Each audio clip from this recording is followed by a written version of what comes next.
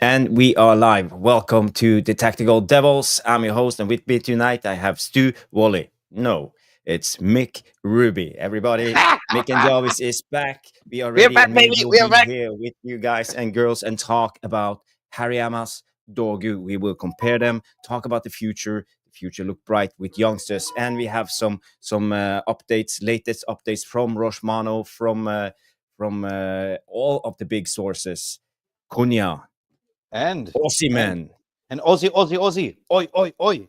Oi, oi, oi. So, people, we will be back after the break, and I'm glad to see so many of you already have tuned in. So, keep smashing the like while we play the intro. So, see you in a second.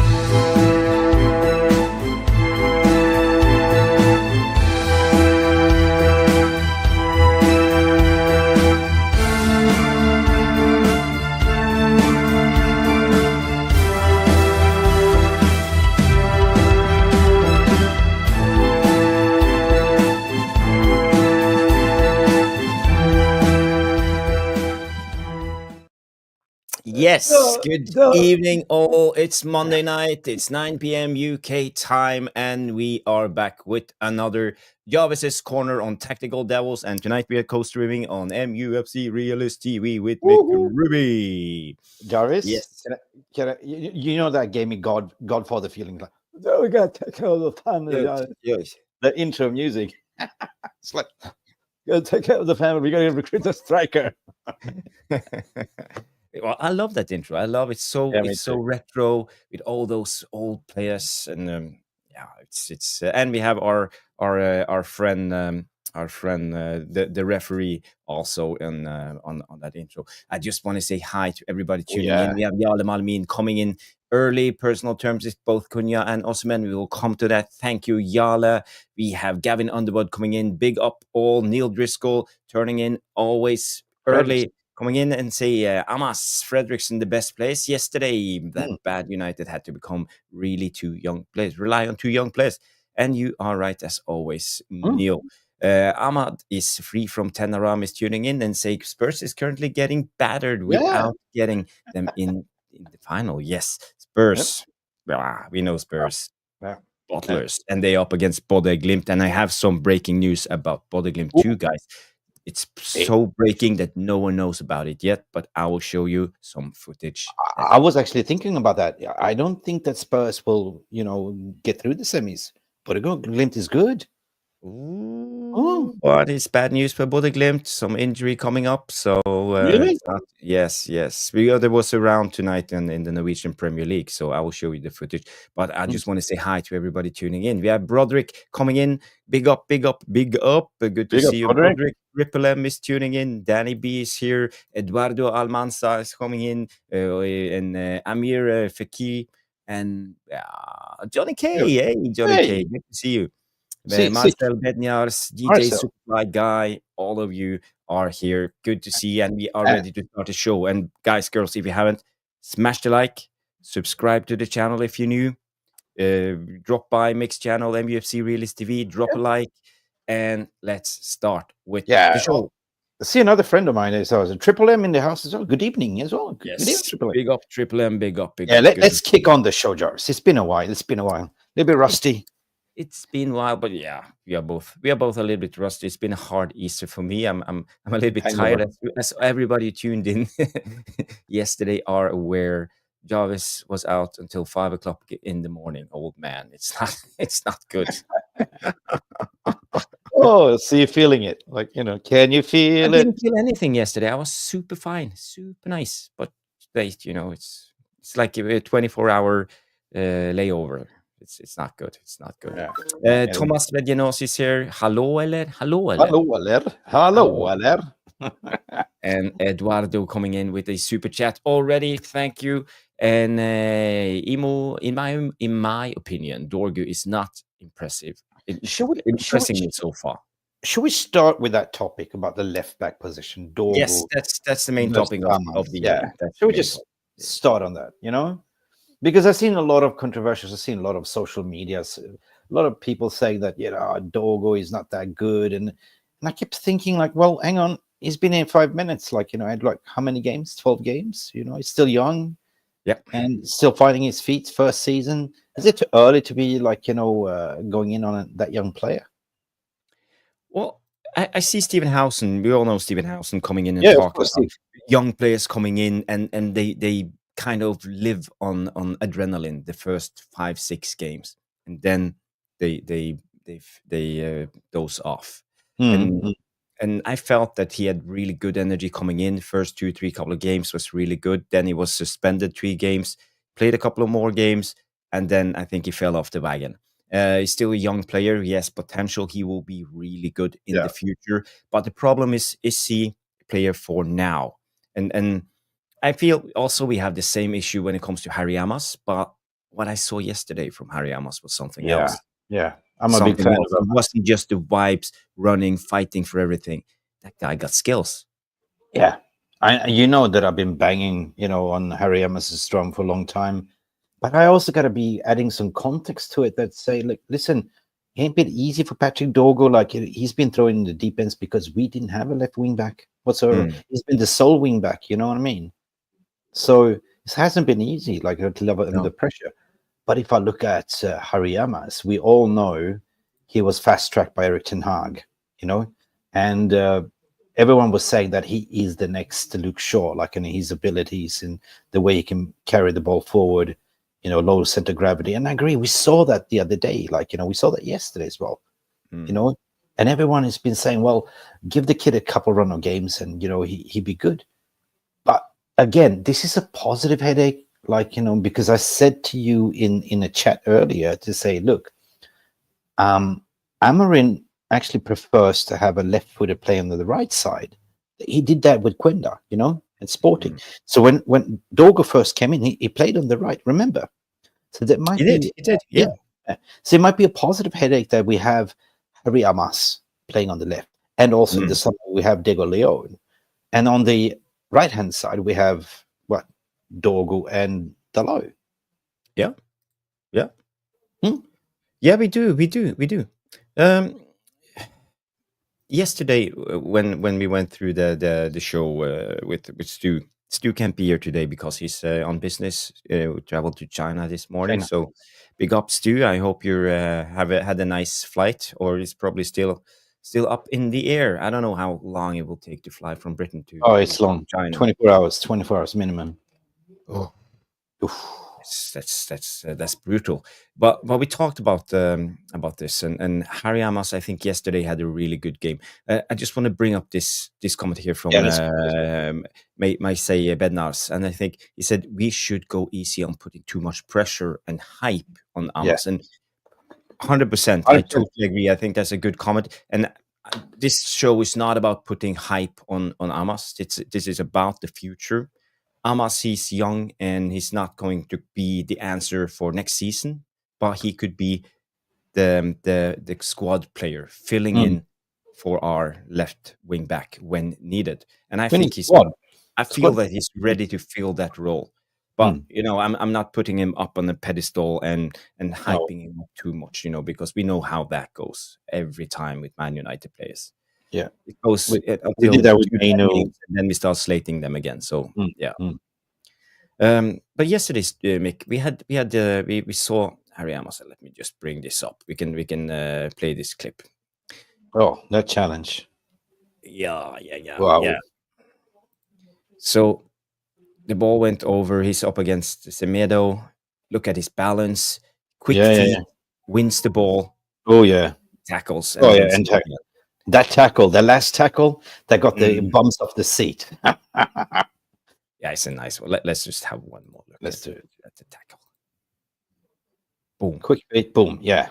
And he wins the ball. It's not just about tackling the ball out to a throw-in or anything. It's about winning the ball. And I really love players with quick feet, low center of gravity. You actually can take on their man, be stable, one against one defending, because you have to be able to be stable one against one defending. But this was defensively. Offensively, when he was going on, he can really Go cross. forward. We know that he could cross the ball as well. Yeah. And Yeah. he was also the one that's servicing the cut through pass to Højlund that missed the sitter, you know. But Yeah. it's early stages because you know what, what was this? His second game as a start. So the more you play him, the more he will be growing in confidence, and more he will go bump forward as well. We see him in under 21s and under 18s, like I know he's absolutely lethal going forward. And his crosses as well. Yeah. And his crosses as well, yeah. But what I liked yesterday was how he contributed into the attack. And we talked a lot about this, Stu and I, yesterday. I see Danny B comes in and say Amass, he had 89% pass succession. Yeah. And we can just go through this. Is his stats for yesterday's game. Left wing back, top stats. He had accuracy, let's see here, accurate passes, 89%, 42 out of 47 passes. Wow. And they weren't just safe passes, they were actually progressive passes, a lot of them, passing forward, not just sideways and backwards to the center back. He had 70 touches in the game, 2 touches in the opposite box, 1 successful dribble, 100%. That's good. Tackles 1 out of 2, so 50% of his tackles, 7 recoveries, 6 defensive actions, duels 1, 9, he lost just 4 duels, so 67% duels 1, 75% aerial duels, actually 3 out of 4, and he's not a big guy, so he's quite good in the air, and all of these things tells me, from a guy coming in at this age doing all of this, it tells me that he's really good. And yeah, well, no, I was going to show you this, Mick. What I also liked was his positional play yesterday. Amass played left wing back, but he kept his width. So he forced Menu to make a choice, and we could see it. He made space for Garnacho all the time. Garnacho went down in this place and had cutbacks after cutback after cutback. It was just Mason Mount, Højlund, and Bruno couldn't put the ball into the goal. And I think a lot of that was because of Amass. And I also saw it the last 10 minutes of the second half of extra time against Lyon. Also, when Amass came in, he kept his position and he made this little space here for us to exploit with Casemiro, with Bruno, with all the players, Garnacho. So I really liked what I saw. So for me, I think he is a player for the future. When it comes, 100%. I don't know if what do the devilish tacticos, as we like to call our chat, so if they agree with this. And well, we also, listen, we have what people. I've been thinking about this today. I think that, and I want to bring this to everyone in the chat and to yourself as well. Rúben Amorim said, it's all eggs in the Europa League and give youngsters a chance. Now I'm thinking this is a golden opportunity. 5 games left, right? Plus the Asia tour, like Hong Kong and Malaysia, to throw in Bendido Mentata, another brilliant academy play on the right wing back situation as well, right? You're going to throw in the likes of Goodwill Kunkunki as well, Biancheri, Jack Fletcher, Morehouse. Throw them in, at least then you can assess them. So once you come to the summer window, you know that, hang on a second, these guys are good enough to step up to the first team, right? Maybe we don't have to spend that much money. And why are we then going out to buy the next up-and-coming young talent? We have to look at our own academy players, give them a chance. So this is kind of proven if you give the youngsters a chance. We're also going to talk about Fredriksson as well, he was steady as a rock, So this is arguably to say the best crop coming up that we haven't seen since 1992. So why don't we just, we know that we need a striker, 100%. That is something that we cannot go and get a P-plater or learning on the job. That's been proven this season. But I wouldn't mind sort of in the midfield and the right wing back situation, just to sort of give those youngsters a chance. You know what I mean? Yeah, I think you're touching on a vital point. And now, as you're saying, we have 5 games left, and why not just draw them in, give them valuable experience, because I think they will need it. Because as you talked about money, I don't think we have money to buy 10 players. I don't think it will No, happen. And if we get those money, we have to sell at least 5-6 players this summer. And we know when it comes to Man United, things takes time. So when we come to the end of the season, we finally get sold our last player, and we're about to bring players in. It's too late. So we go into the season with a lot of with a half-finished squad, and most likely that will happen. So I feel now we have the chance actually to prepare ourselves and know that we're not going to get desperate at the end of the transfer no. window. But my point is also like, why give Ericsson minutes and why give Lindelof minutes? They're not the future. They're departing in the summer anyway. So why don't you just throw in a Sekokone? Everyone is raving about him. We've seen Harry Amass already. We know that Jack Fletcher's been on the bench as well. We have Gabriel Bencheri, we have Morehouse, but Bendido Mentado, oh my God, that guy is a beast, as a right wing back. So I'm looking at it from that point of view. We're not going to spend that much money if you give those kids a little bit of a chance, and in the preseason as well.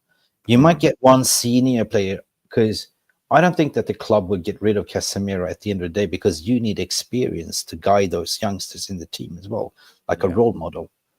So the two positions that I'm looking at, goalkeeper and a striker, and potentially a dynamic midfielder that can drive the ball, which is Cunha, or number 10.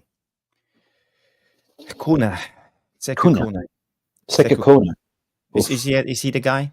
He's the guy. I haven't seen enough to quite understand what type of player he is. I looked at him. I've seen clips. I've seen him driving with the ball. He looks like an athlete. He looks really strong. He's like a hybrid between Drogba and Pogba in a way. The athleticism, the build, the way he's sort of controlling the ball, tall, jingly. But man, the guy is competitive, right? And then you also have what's his name? Jesus, Collier as well. That's injured, by the way. So we do have players. Yeah. Rushmano comes in and say, I'm sure if Rúben really rated them, they would. Look at Heaven, straight in the first team. But this guy Fredriksson that Jarle Malmin is talking about, big up Jarle, he comes in and say Fredriksson's stats are impressive. Actually, that is top player stats, 93% pass accuracy. He had 69 passes. He almost does not put a foot wrong. And I saw a video about Fredriksson, I would say like 3 months ago.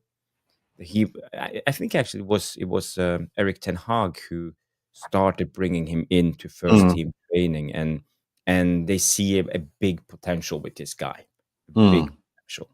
So we are not here to hype up the youngsters, no, far from, but we have to talk about it. We have to talk about the future. But for having those kind of stats on his debut, I mean, he played it steady, Yes, nervous first game. But imagine a couple of games in, with the confidence what this guy can do.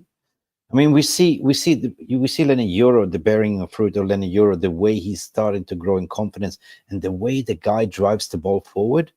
It's like a midfielder going forward. You know what I mean? Roderick comes in, Drogba. That's all heavy praises. Yeah. They all finished. You're not holding back. You're not holding back, Mick. No, but Sekokone is good. I mean, and also another defender as well is Goodwill Kokunki. Nobody's talking about it, but he's been on the bench as well. So we do have. He's not for next season. He's for 2 seasons ahead. He's been on the bench. He's been on the bench, Kokunki. But isn't he still 16 or no? 17 maybe? Yeah, maybe I'm wrong. Let me just Google to see. Daniel Brain comes in and say, I'm so excited. 17. We have a lot of 17. Okay. Yeah, Danny B also confirms he's 17. Yeah. I love the devilish tacticos coming in with big up Danny. Always. They know their stuff. Don Bertram coming in and he's watching, I think it's on he's watching on MUC Realist TV. Big up Don. Yeah, big up Don. He comes in and say the potential of the present academy is amazing. And I think we have a lot of. But is this because of Ten Hag, or is it because of Ineos?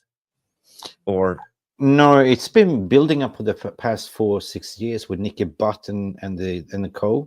You know, there was even before, like, you know, they went in to realize that the academy has been lacking. So they've been going on and buying these potential talents. Like Garnacho was one of them.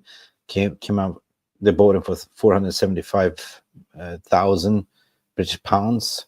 They've been buying up and hoovering up talents, and I think that this has been bearing fruit. You know what? Yeah. Fletcher's been part of the academy as well. But believe it or not, we were sitting there talking about Ten Hag and what he was doing with all these youngsters. He was just selling youngsters after youngsters. 1 million here, 2 million there, 5 million there, and he had his guys like the Fletcher brothers, and now we see a lot of these guys coming through. Collier is Ten Hag's guy, isn't he? Yeah, he was, but he handpicked also Harry Amass to fast track, and Fletcher twins and Collier, and but then Ten Hag obviously disappeared. You know what happened, and I think that Amarim's just been trying to steady his ship, playing survival football. Yeah, trying to figure out who fits in the system and doesn't fit in the system, and I can't believe what people are still like. They're not thinking with context. It's like, they're still like, Amarim out. Like, come on, man. He hasn't had a proper transfer season. You don't judge the guy. I agree. We are not even close to Amarim out. But I said the other day that I'm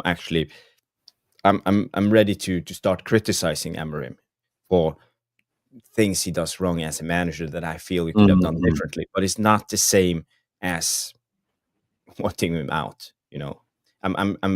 I'm at the stage where I feel that I can start questioning some of his tactical choices, some of his in-game management, some of his team selections. Yeah, but it's not the same as me saying I want Amarim out, because I'm fully behind the manager, and I will be for a long time. A lot of things has to go wrong before I turn on yet another manager. I stuck with Den Haag all the way. Yeah, me too. Yeah, in a way. But if you just take the Wolves game, like in the presser, he even said it, like, I'm going to play the reserves, I'm going to play the kids, and save the team for the Europa League. So everyone knew that, So you go to the VR room and you check, and everyone was furious because we lost the game yesterday. He lined up the reserves, he gave some kids some chance, and then they had one shot on target, and there was a free kick, and it was a beautiful struck and free kick anyway. So yeah. So anyway, the Premier League is over for me, so I didn't really bother. I don't care. I'm putting now in the live chat, guys, for you have to do me a favor. You have to go and press on this link I'm putting. It's for X, and it's about retweeting to get the show out there, because we have a limited amount of viewers, and we're trying to reach out there. And YouTube is not very helpful when it comes to pushing my stuff. We mix stuff out there, and I don't know why, but it's got its brain on its own. I don't know. It's the algorithms. So the best you can do to help the channel is press the like, subscribe if you're new, get involved, leave a comment, and if you want to be extra helpful, you can press this link in the live chat and press retweet, and it will spread on X. So that's just, I hope you can help me out and Mick out, so get some traction. I saw a interesting comment here I wanted to talk a little bit about. And this is from Danny B. This is Noradin's guy, Jim Thwaites. And I've seen this guy. He's low central gravity. He's really good on the ball. He's a natural. He has fantastic balance. Yeah. And the comparison with Pedri or Gavi, I think it's not that far off. But there's another guy. Yeah, of course. But there's another guy as well that nobody's talking about. He's been a little bit injured, but the next coming thing is Shea Lacey. That's the prediction. He's been injured all season long. I know, but it's the teenager injury kind of thing. Like, you're growing, so you can't blame it. Everyone that's played football and growing in the teenagers, you know what I mean? You have the growing pain, but they will come out of it, But he's been predicted to be the next thing as well. Like, so good. But wages is also good, Yeah. I just received a message. I just had to answer. Sorry. Yeah. So back to the topic about Dorgu. We paid how about was it 25 million? 25 million pounds? Dorgu. He's 20 years old, and Low risk.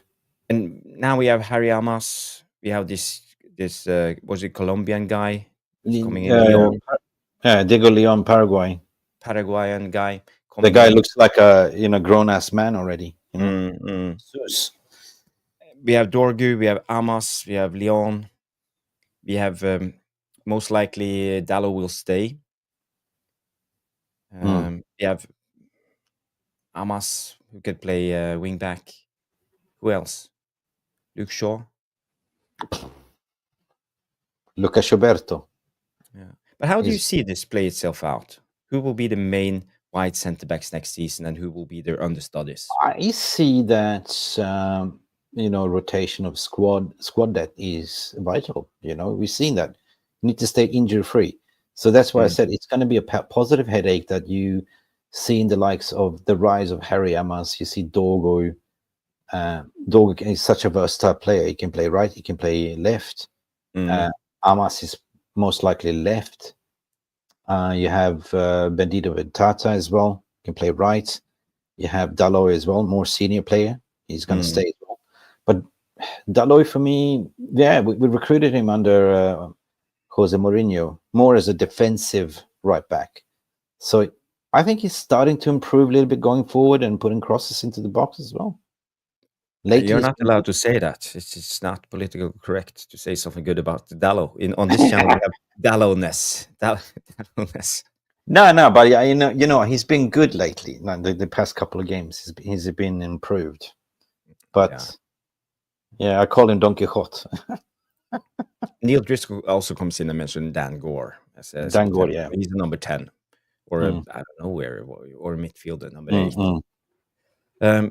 But Leon, Danny B comes in and says Leon will stay like Cunha stays at 21 for 6 months or so. Yeah, well, fair enough. Yeah. You just don't want to throw him in the first team straight away. You got to learn the ropes. No, he's not. But he comes from a different culture, different language. He needs a little bit of time to adjust himself. I think next season will be too soon for him. But let's say we have, for example, Dorgu. Will Dorgu be an understudy, or will he be a regular starter in next regular starter?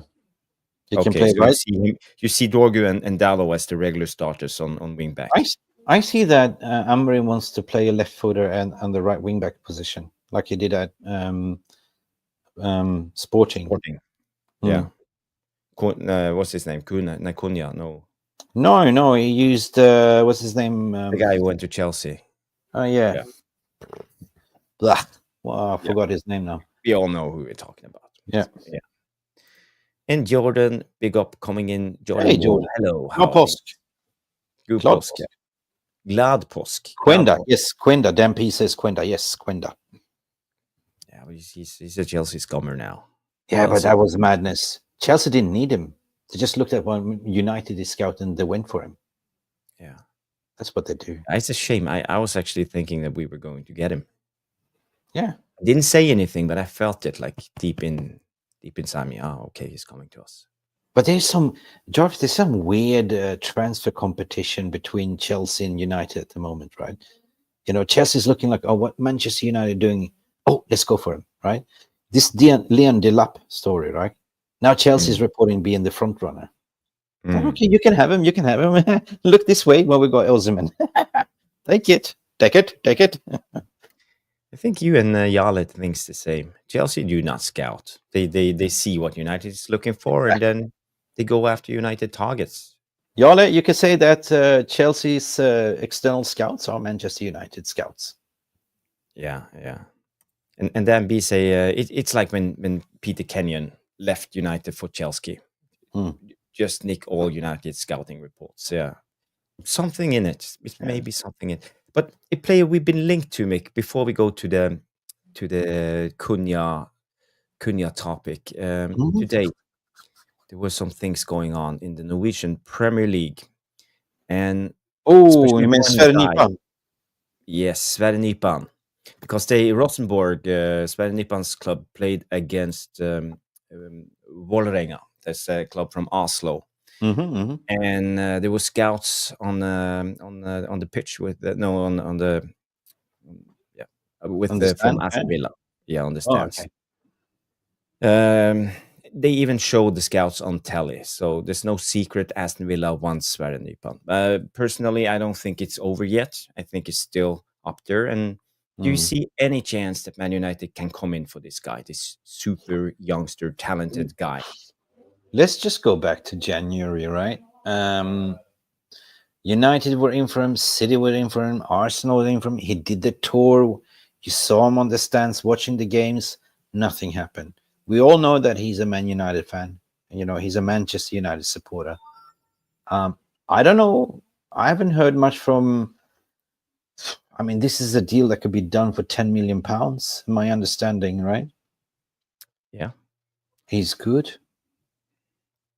I don't know what his transfer budget is. Maybe 10, 15, 20. Oh, it's I agree with Danny B. It's a big mistake if we don't get Nypan, but potentially let Aston Villa do the heavy lifting, and Man United just come in because If we at the end could of the just day, come in and steal it, right? yeah, under the it's feet. like you, Yeah. it's like you and me. We're going to the same nightclub or bar. I let you buy the girl all the drinks and chat her up, and then I come in, Mr. Prince Charming, and take her home in my limousine. Could happen. Yeah, Could happen. Yeah, because she's a Mick Ruby fan. Jokes aside, but you guys know what I mean, right? yeah. This happened with Nypan today. Shit. By the way, this is Nypan. This is the Vålerenga player. You see, there's a loose ball they're fighting for. Ball comes over, slides in. Ooh, He totally drops it. Jesus Christ. That's a classical 80-70 sweeper. It looked like he was about to break his leg. So this is Look from at it. another angle. Keep your eyes shut if you don't want to look at something that's terrible. 2 feet. 2 feet as well. Straight red. And the thing is, he only received a yellow card. What?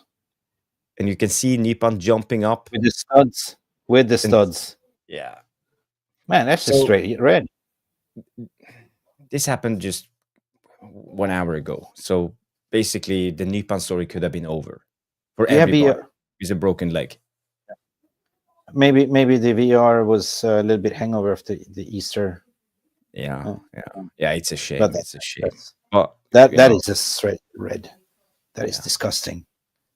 But that's how the margins are. Fine margins. You can chase the target. You can work with him for over a year, and suddenly, boom, something like this, a leg breaker tackle comes in, and it's over. That was a Vinnie Jones tackle, man. No, Jale. Luckily, Nypan No. didn't get severely injured, but it could have happened. There was a Could really have bad been, yeah. tackle. Yeah, because now everybody in Norway, in the Norwegian Premier League, knows who Nypan is, Yeah. and they want to leave a little mark. Yeah, Danny P saying horror tackle, that's a Gerard special. It is, but also Vinnie Jones special as well. Vinnie Jones used to do that a lot as well. Yeah. Dirty. Yeah. Nah, he's but He's then not- we know he's he's good. not in. No, luckily, but it was a really bad tackle. And another one that came from the Norwegian Premier League today. I rant about Bodø Glimt and his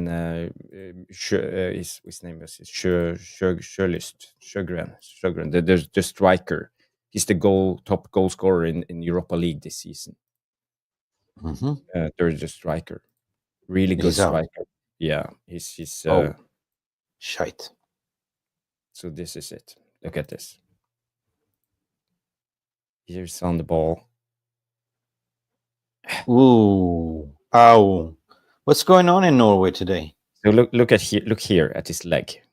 Then you see. Yeah. Damn. So Whoa. That's a red. He's out. It ended with Ambulance. ambulance is coming, and he's not playing Spurs. So now Bodø Glimt has their 2 best midfielders suspended because the ref was a effing idiot that game against Lazio. And now they lost the top goal scorer for this year's Europa League. Bloody. So it's not looking good for Bodø Glimt. Spurs get a free pass to the finals, mate. It's not looking good, but you never know. But it's a fairy tale story. But that is a horrible. That's a straight yellow. I mean, a straight red and suspension.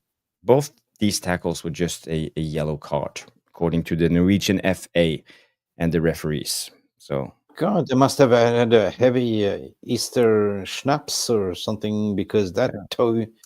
That's particularly if it's a leg breaker, that is a minimum 5-game suspension. In my opinion, yes. Break. And Rosmana comes in and say, Bodø Glimt, they did well against us. They Yeah. I mean, I love the fans of Bodø Glimt. Mm-hmm. Remember, they painted Old Trafford yellow at one side. Yeah. Well, I think it was like 10,000 yellow people there in the yellow wall, almost like Dortmund playing. We have here a question from Emmanuel Odori. Mick. Ooh. Is he? Well, it's a free transfer. Why take it? Why not? I mean, I rated Angel Gomez, but apparently he wasn't given chances, and they didn't like a small player like him. But he's improved a lot. Low center of gravity again, a little bit of a Messi-esque kind of thing. We need ballers. We need ballers in the midfield with energy as well. But we talked about it today, Mick. Mm. You said we needed a dynamic midfielder. Yeah. We need energy. We need dynamic midfield. And it's clear and obvious for me when I said to you, our midfield is shite. If you compare it to Newcastle's midfield, you compare it to Arsenal's midfield, Liverpool's midfield. And there's a reason why we're sitting 13, 14 in the league, because our midfield is shite. We keep playing a double pivot. Bruno, we don't know if he's going to play a number 8, number 10. We need, you can play Ugarte as a single pivot and play a more advanced number 8, a ball carrier, We need that energy. We need the athleticism, and we don't have it at the moment. The closest one that could drive with the ball was actually Scotty Mack, and he's doing madness in Serie A. But he wasn't good enough. Well, nowadays, maybe we sometimes miss a player like McTominay. And that's the reason why I think we're looking at Cunha, to play a little bit more deeper. He's a ball carrier. He can create, what we say, he can create chances out of nothing, but he's such a good ball carrier, right? Bambad said Angel Gomez is gone. I don't fancy his return. Yeah. And Danny B, I love this question. Ardan Yashiri, I think the Club Brugge, we should do a tactical breakdown. I even noted it down. I had to have it on my paper in front of me. Ardan Yashiri, 100% Danny B. I will when I have the time. That's and Jarle, no, Hauge is not injured, not him. It's Håkon Evjan and that little maestro of a midfielder, Patric Dorgu, who's out. Patric Dorgu is the best midfielder in the Europa League this season by stats. I heard someone say he has, for example, the most won tackles out of all midfielders. So it's a big loss. It's a big loss. But what kind of midfielder are we looking at? We are looking at a number 8. I mean, we have 2 number 6s already. Well, Eriksen is gone, so we need to replace Eriksen. And most likely Casemiro, I would say that's 50-50. So let's say Casemiro and Eriksen leaves. We need at least one more midfielder, because let's say Collier comes in, but we need one more then. So what do you reckon? What are you guys, the Devilish Tacticos, saying about this? Who do you want in as a number 8 midfielder /6? Be able to play in the pivot. Well, Sver and Nypan would fit perfectly fine in there, you know? But again, I see more as a number 10, but he Yeah. plays as a number 8 for Rosenborg. Mm. But almost like, and they play a 4-3-3, so he plays one of the two outer midfielders. So it's a lot of running up and down. So I'd say he's more of a attacking midfielder. Rushmano comes in and say, easy one, get Ederson. Is that the guy, Atalanta, the Brazilian guy? Yeah. Yeah. Yeah, he's good. He's really good. But that's what we're missing. We miss I mean, I'm happy with Ugarte. You know, he's a dog, definitely. And in Ugarte's position, we do have Collier that can play that as well. And plus, we have Sekakone as well. We have 3 players. So we need to look at Eriksson replacement. Eriksson has got technical abilities, but he doesn't have legs. You know, Bruno can play in that position. Bruno can play as number 9. We need 2 Brunos, basically. You know, we need a carbon copy of Bruno, but somebody can play that. Mason Mount, but he's always injured. I don't know. He hasn't really impressed me. Like off the ball, okay, but is it too early? Like he hasn't been playing much for United since we signed him. You know. Yeah, I mean, when a fit Mason Mount, especially when we saw him in Chelsea, was a good Mason Mount. He could score goals as well. Like, you know, so if he can stay fit, find his form, yeah, why not? You know what I mean? It's like a new signing. And Baumann agrees with you, Mick. It seems like we have a lot of number 10s. Number 10s, We're yeah. missing a pivot, number 8 energy with athleticism, like Bruno, for example. So another Bruno.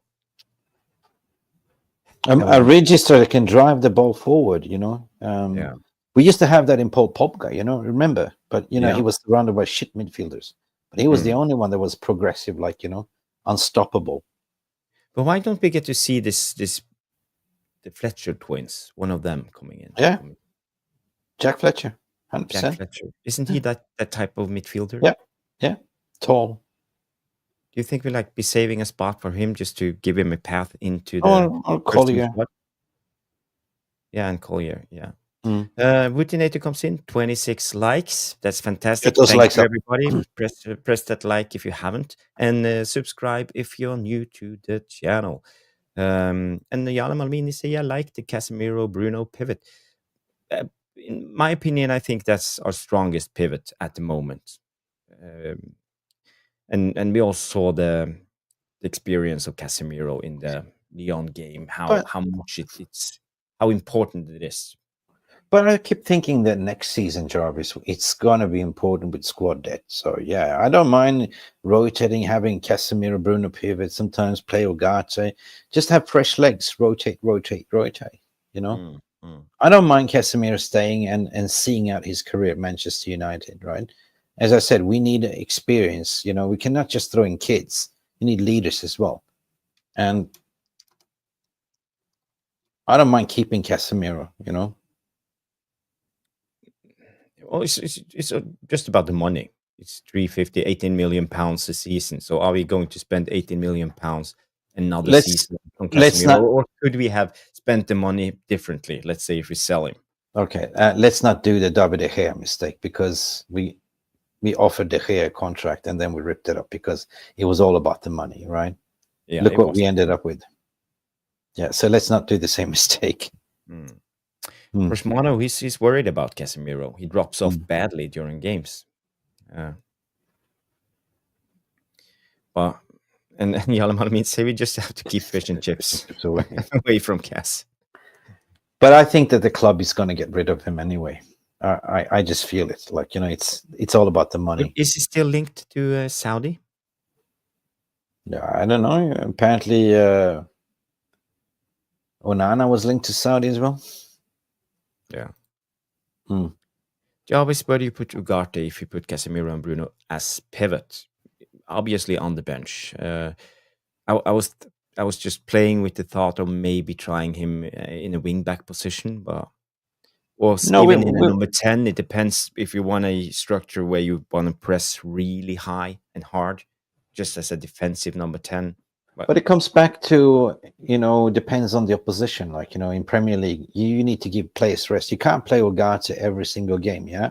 There's got to be an instance where you put Ugarte as a rest on the bench and play Casemiro or Collier or Sikone. You know what I mean?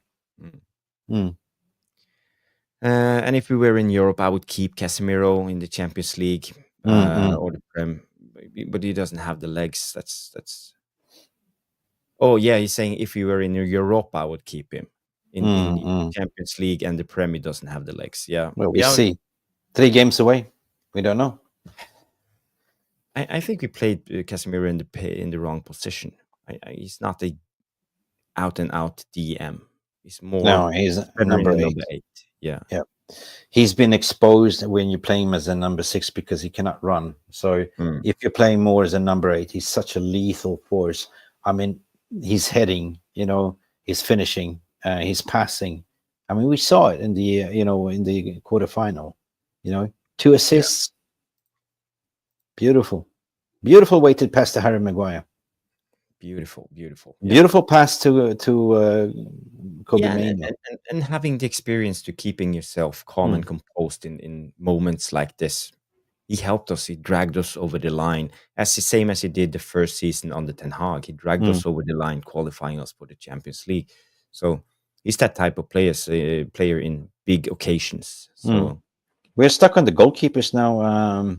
Yeah, this is a good question, Jale. Yeah. Who do we have? Kovar. We also scout.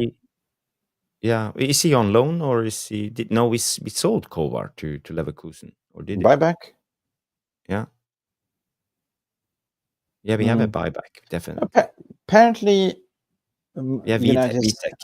Radek Vitek, from Eintracht. Is it Eintracht Frankfurt? Vitek. But apparently, we are scouting Porto's goalkeeper, Diego Costa. Apparently, what it's been saying. But I think Rúben Amorim was commenting on that and say, look, if we have a solid defense, and if we have, if our strikers are scoring goals, we don't need a new goalkeeper. No. Chevalier and is it James Trafford, the guy who plays at Burnley? Yeah, the ex-Man City player. How is Burnley doing? Are they going up? Are they? Because I heard that Leeds went up today. They are promoted, so I don't know if Burnley will sell him if they're in the Premier League, or if then it will be expensive. Timmy is here. Big up is Timmy. Big up. Listen, if there is one player in Burnley that we should look at, I just say one name: João Mendes. You know who João Mendes is? Isn't that the agent? João Mendes is playing at Burnley's academy, and he's Ronaldinho's son. Ronaldinho. Great genes. Yeah. He came from Barcelona Academy, and he's now with Burnley Academy. And he's equally good as his father. Get him. Do we have any good Zamba clubs in Manchester? If it's like his dad, he likes to dance. Yeah, we like the little bit Brazilian, get him in and get Cunha in, and we have good Zamba. Boca Jonito. Burnley is promoted. Yes, I see. Thank you guys for telling me. But I think Leeds also went up today. So yeah. So is João Mendes. And they also apparently has very good centre backs too, according to Roshmano. Transfers MUFC people, go subscribe. Yep. And even Hannibal played well today for Burnley. Hannibal? Yeah, he's playing for Burnley. I forgot about him. Yeah, me too. Hannibal the Cannibal, always getting a red card or yellow. I liked Hannibal. I liked him. He's like a deep lying playmaker type of guy. And Thomas comes in with an obvious one. Nobody. Not even his son. Baby in the corner. Yeah, no, Ronaldinho. No. Oh, pa caralho, he was good. And Neil, so Burnley went up today with Leeds. Yeah, Yes, congratulations, big up. Burnley, Leeds. Congratulations. Oh, to all Leeds. Leeds Oh, fans and Burnley Leeds. fans. Oh, yeah, Leeds. Okay. Yeah, but I Interesting. like playing against Leeds. There's always like an easy 6 points in the season. So let's have Leeds up in the Premier League. Cunha, Mick. Let's talk a little bit about Cunha. This came out today. Yeah. We Fabrizio Romano. all saw the tweet from Fabrizio Romano coming in. Allora. Spicy bolla. Manchester United are leading the race to sign Matheus Cunha from Wolves as negotiations are ongoing. So it's not over, they are ongoing. Personal terms are being discussed as Man United are aware of more clubs keen. £62.5 million release clause available. And there's good feelings after initial contacts between Cunha and Man United. So this is the official statement from Fabrizio Romano. That's good. And in the last 48 hours, Manchester United had fresh positive contacts with the agents of Matheus Cunha. And that's what they also say. That's also coming out from Fabrizio Romano, you know. The feeling between Rúben Amorim and I'm reading this like, you know, I think it's from MUFCBP. It says that in the last 48 hours, Manchester United fresh positive contacts with agents of Matheus Cunha. The feeling between Rúben Amorim and Cunha is excellent. There was some sort of great connection between United, Amorim, and Cunha, Fabrizio Romano as well. And we saw it after the game. You know, we saw how he was chatting to Casemiro for a good 2-3 minutes, a little bit of debrief. And I'm thinking, well, there's nobody really in the Premier League that needs that kind of position. So it's kind of a little bit of an open race. I know that Nottingham Forest was sniffing around, but he fancies a Man United move. You saw it at Old Trafford, right, what he did. Like he waved at the crowd and flirting with the idea. Well, I'm not reading too much into it. You know, it's just modern football. Just bloody get him. If I was Cunha's agent, I would say to him before the game, remember, Matheus, after the game, go talk to the Man United players and say something positive about Man United. It will raise your value and you will make 10 more millions next season. Do that. That's your assignment for the day. If there's one player in the Premier League that could transfer United's current side, I mean, on the left-hand side, there was reports saying out that Napoli and Conte, they're not giving up on Garnacho, you know. We know that Rashford is going to get sold. Cunha, he is Mr. Manchester United. He is Manchester United. You know, he's that kind of character, you know. And this is a ready-made player, 25 years of age, just walk into the team, you know. It will be such a transformative signing. And together, if we get Osimhen as well, mate. Yeah. Mate. Yeah. So we are looking at 3 potential signings: Delap, Osimhen, and Delap. I think Delap is more Chelsea. Gamer TV comes in and say work continues behind the scenes to decide which striker to move for, with Liam Delap being a favorite among some senior board members. And are we talking about the Glazers then, senior board members? They have been here since the day of dawn. Well, if I don't listen. You have Wilcox, you have Christopher Vevell looking at their striker position. They're seeing that the L places and the P places doesn't work. Are they going to gamble on Liam Delap because he's cheap? You know? Yeah, he might be good. He had one good season, but every Tom, Dick, and Harry that wears this red jersey as a fan and standing in the, you know, Old Trafford knows that we can't risk this. We can't go for a 22-year-old. We need a more senior. Like, we need a Ferrari racer. We need a Schumacher that can actually finish the race over and over again to come up as scoring 20 goals or winning 20 pole positions. Yeah? That is what I'm saying. Like, you know, my fear is that the club will look at it and say, well, look, it's 30 million only. But just add 20 million more. You know? 20, 30 million more. And the question is, do we have 20 million more? Yeah, we do. We do. You know how we can calculate it.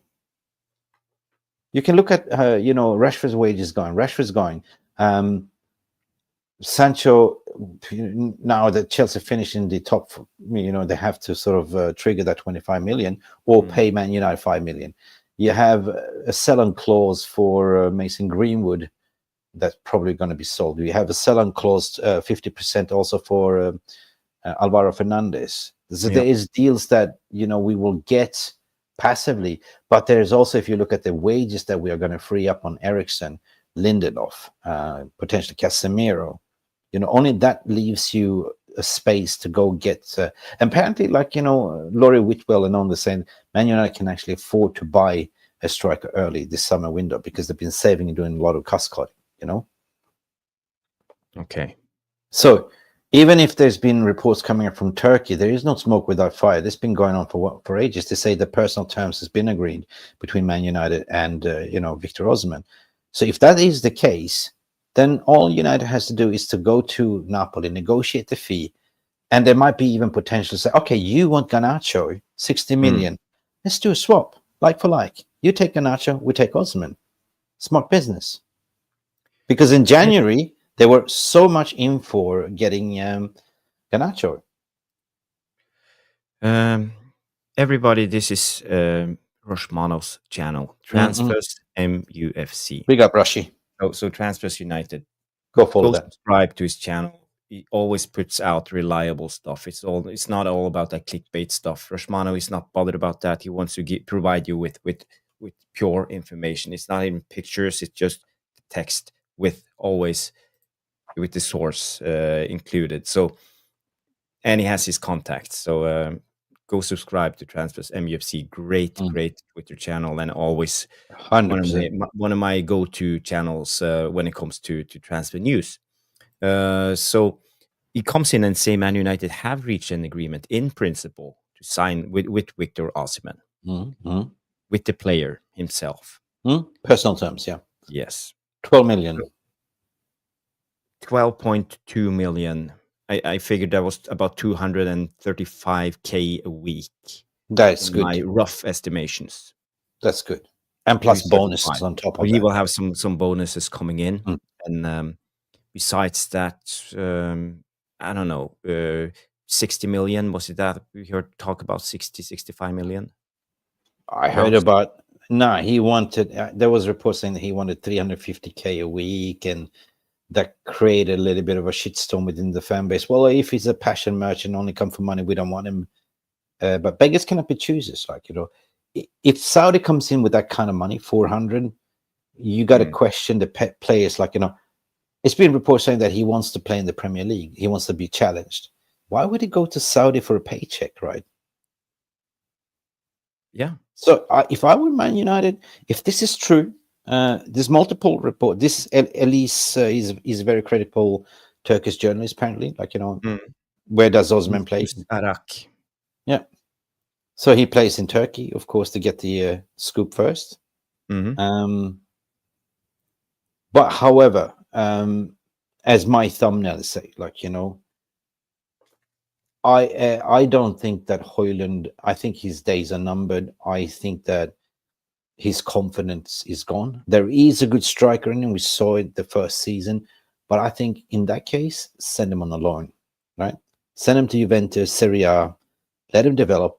In the meantime, you bring in the senior striker, maybe Gyökeres or Osimhen. We need those two, and play develop Chido B. Martin as number 2 or whatever, you know what I mean? Or you might even get a Delap in as well as a secondary striker. But if Man United sort of loans out Højlund and he finds his confidence, he starts learning, because let's face it, he was never supposed to be the leading striker at United, right? He was supposed to learn on the job, We were supposed to sign Harry Kane. Yeah, 100%. He was the guy we were trying to get over the line, and I feel that Rasmus Højlund were like a panic signing at the end of the window. Osimhen refused Saudi last year, Yeah. He did. So for me, it's a smart business if Man United can get a loan fee for Højlund, ship him out to Juventus. They are interested in him. Let him develop. Let him, build up his stamina. Because the way I see Højlund, come on, Højlund, you're not playing to your strengths. You're playing like a WrestleMania, right? And you keep falling on your ass all the time. Yeah. And I don't think that our players trust him either way. That's why they're not putting the balls into him. Just looks like I don't think Amarim trusts him. Did you hear his comments after the game? He's like, I can only show him this much videos. Mm. Still not learning. I felt that he was saying it in that way. Mm. So I feel now at the moment he's like unteachable. We can't get him any better at the current moment. We need someone else coming in and showing him. If there's one player, if there's one signing that we need to do, splash all the cash, is that senior striker. I mean, I'm quite adamant, and I think that everyone in the chat room, in the VR room, and everyone's been saying the same thing. You know, I don't want a Liam Delap. I don't want another P-plater. You know what I mean? Well, apparently a lot of people rate Liam Delap, and he scored like about 15 goals for Ipswich this season, and you know they are going down, they are relegated, so that they're not a good team, and he's doing well, and he's young, and he will develop. So maybe in 2 years' time, we will all sit here and say, why did we sign Osman? We should have signed Liam Delap. Look at him in Chelsea, scoring 30 goals a season. Well, hang on a second. You come to Man United, it's a different prospect. Then you're facing a low block. You know what I mean? At Ipswich, they don't expect you to attack that much, right? So he's been catching them with surprise. Yep. Now he's excellent driving the ball and creating chances like on the run as well. I cannot lie. I cannot take him. But again, is this a striker that will give us 20 goals a season? We don't have that anymore, right? Is he going to come in and score 11, 15 goals? It's not good enough. We need somebody to come in at least have 20 goals a season. Who can give you that? Gyökeres, Osman. These are proven European top strikers. Crikey, you know, Gyökeres is about to win the Golden Boot for the second year in a row. He's a goal-scoring machine. Osman as well. And both players fit in Amarim's system. Yeah. But what if we get two strikers? I feel that we need two strikers because I don't want us just to sign one striker and rely on Højlund because I have lost faith in that guy. Okay, so what if we do this? Not good enough. What if we do a little bit smart? Yeah, we know that Conte he's going all in for Garnacho. There's tweets about it as well. Yeah? We say 60 million for Garnacho value. Conte? You want the Garnacho? Okay. We give you Garnacho 60 million. You give us Osman. We don't pay shit, you know? It's a swap. Bada bim, bada boom. Bush, right? Yeah. Then you still have money. And plus, he's a homegrown talent. So you still, basically... You get the FFP advantage, yeah. Yeah. They have to pay you 60 anyway. And you have to sort of, you know what I mean? There's got to be a... So on the books is good. It's not on the liquidity, but in the books is good. Okay. So that's one deal done. That means that you still haven't spent jack shit. You know what I mean? So that means that you can still go and get a Liam Delap for 30 million, agree a rotation, 5 years installment. So Liam Delap will not cost 30 million, right? Then you can go and negotiate with the Cunha to say, okay, you want 60 million for Cunha? Give you 65 and we can do an rotation in 5 years. So if you look at the first season, Man United would probably spend 50 to 70 million pounds. I just want to say hi to Loudmouth Football coming in and say, what's up, Jarvis? I hope you're well. Because I'm good to see you, man. Because FFP or PSR only counts by physical financial year. So if you sign 6 players and you do the net calculation spend, you might end up with 50, 60 million because of the amortization. Yeah. Yeah, but I think you are onto something now, Mick. I just started a comment here from Jarle, and I don't know, I haven't read this myself, but Jarle comes in and said the last I read, a United got about 156 million before they have to sell. We raised. Don't ask me how the Yonkers yonked out this money out of the ground. So yeah, so I think we sold some money. Yeah, we sold I think about 70 academy players as well last season. You know, and there's going to be a lot of academy players that's going to be out for sale as well because not everyone is going to make the first team. You know, so there will be money to be spent. And this Gyökeres deal can be done straight off the bat, like, you know, to say, okay, should we sacrifice Garnacho? I like Garnacho, but I think he's wasted in the Amarim's number 10 system. You know, Garnacho is better in, like, you know, as a wide winger. Yeah. But is the wages an issue, as Jarvis says? No, it's not. He's like right on 60, 67. Yeah, but you know his demands when he goes to Napoli. It's a payday for Garnacho swapping clubs and going to Napoli. Yeah, but that's not our problem. That's like in that case, this Napoli is going to pay his wages. They're probably going to give him 120, 150K a week. But I'm a little bit torn when it comes to Garnacho because he has some special abilities.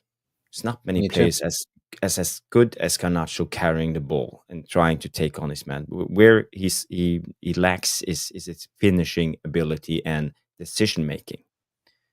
But I feel both of those two things is teachable, and the raw talent is there. And with proper coaching, with the proper striker in front of him, let's say against Wolves with the proper striker, he would probably had 3 assists going off that pitch.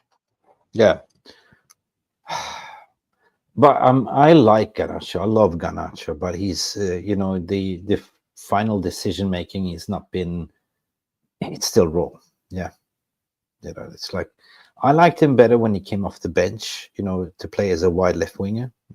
He's wasted on the right. That's just my opinion. But I'm looking at rebuilding the squad, and sometimes you need to take a sacrificial lamb. If I want to sell him, no, I don't want to sell him. I don't want to sell Kobe Mainoo either. They are the futures, But if we're going to sort of rebuild Man United to be a more of potent, in the final third, then we need to look at the, who's out there, Cunha, potentially. Delap. I don't say I don't. The deal is close, and I feel it. I feel the Cunha deal is close. Yeah. I think that's going to be the one. Delap, it's been a lot of noise. Potential we can do the deal, but we are up against Chelsea as well, and I think Chelsea will go all in, right? You know how Chelsea are. Eduardo also agrees. He agrees that Garnacho has so much potential. He does. Yeah. But I wanted to read out this from Nash. Big up Nash comes in and say the issue with Garnacho is that he has 0 players teaching him. Similar to Højlund and Xerxes. We have 0 leaders playing ahead of him. I feel like he's running around without anyone guiding him, telling him what to do in certain situations. And this is where bad decision making comes in. And this is where Cunha comes in, and this is where Osman or Gökers comes in, to lead and teach both Højlund or Xerxes. And this is a good point. Rashmano comes in January. Garnacho, he wanted to leave. Yeah, and there is, if you go on Twitter as well, there is. I did a video about this earlier today. That Conte, he wants to go all in. He wants to go back in for Garnacho. So yay, big up Steph, long time. We have Stephanie in the house. Big up Stephanie. Good to see you. And she says, "Yo, Jarvis and Mick, big up, big up, big up, Stephanie. Always good to see you.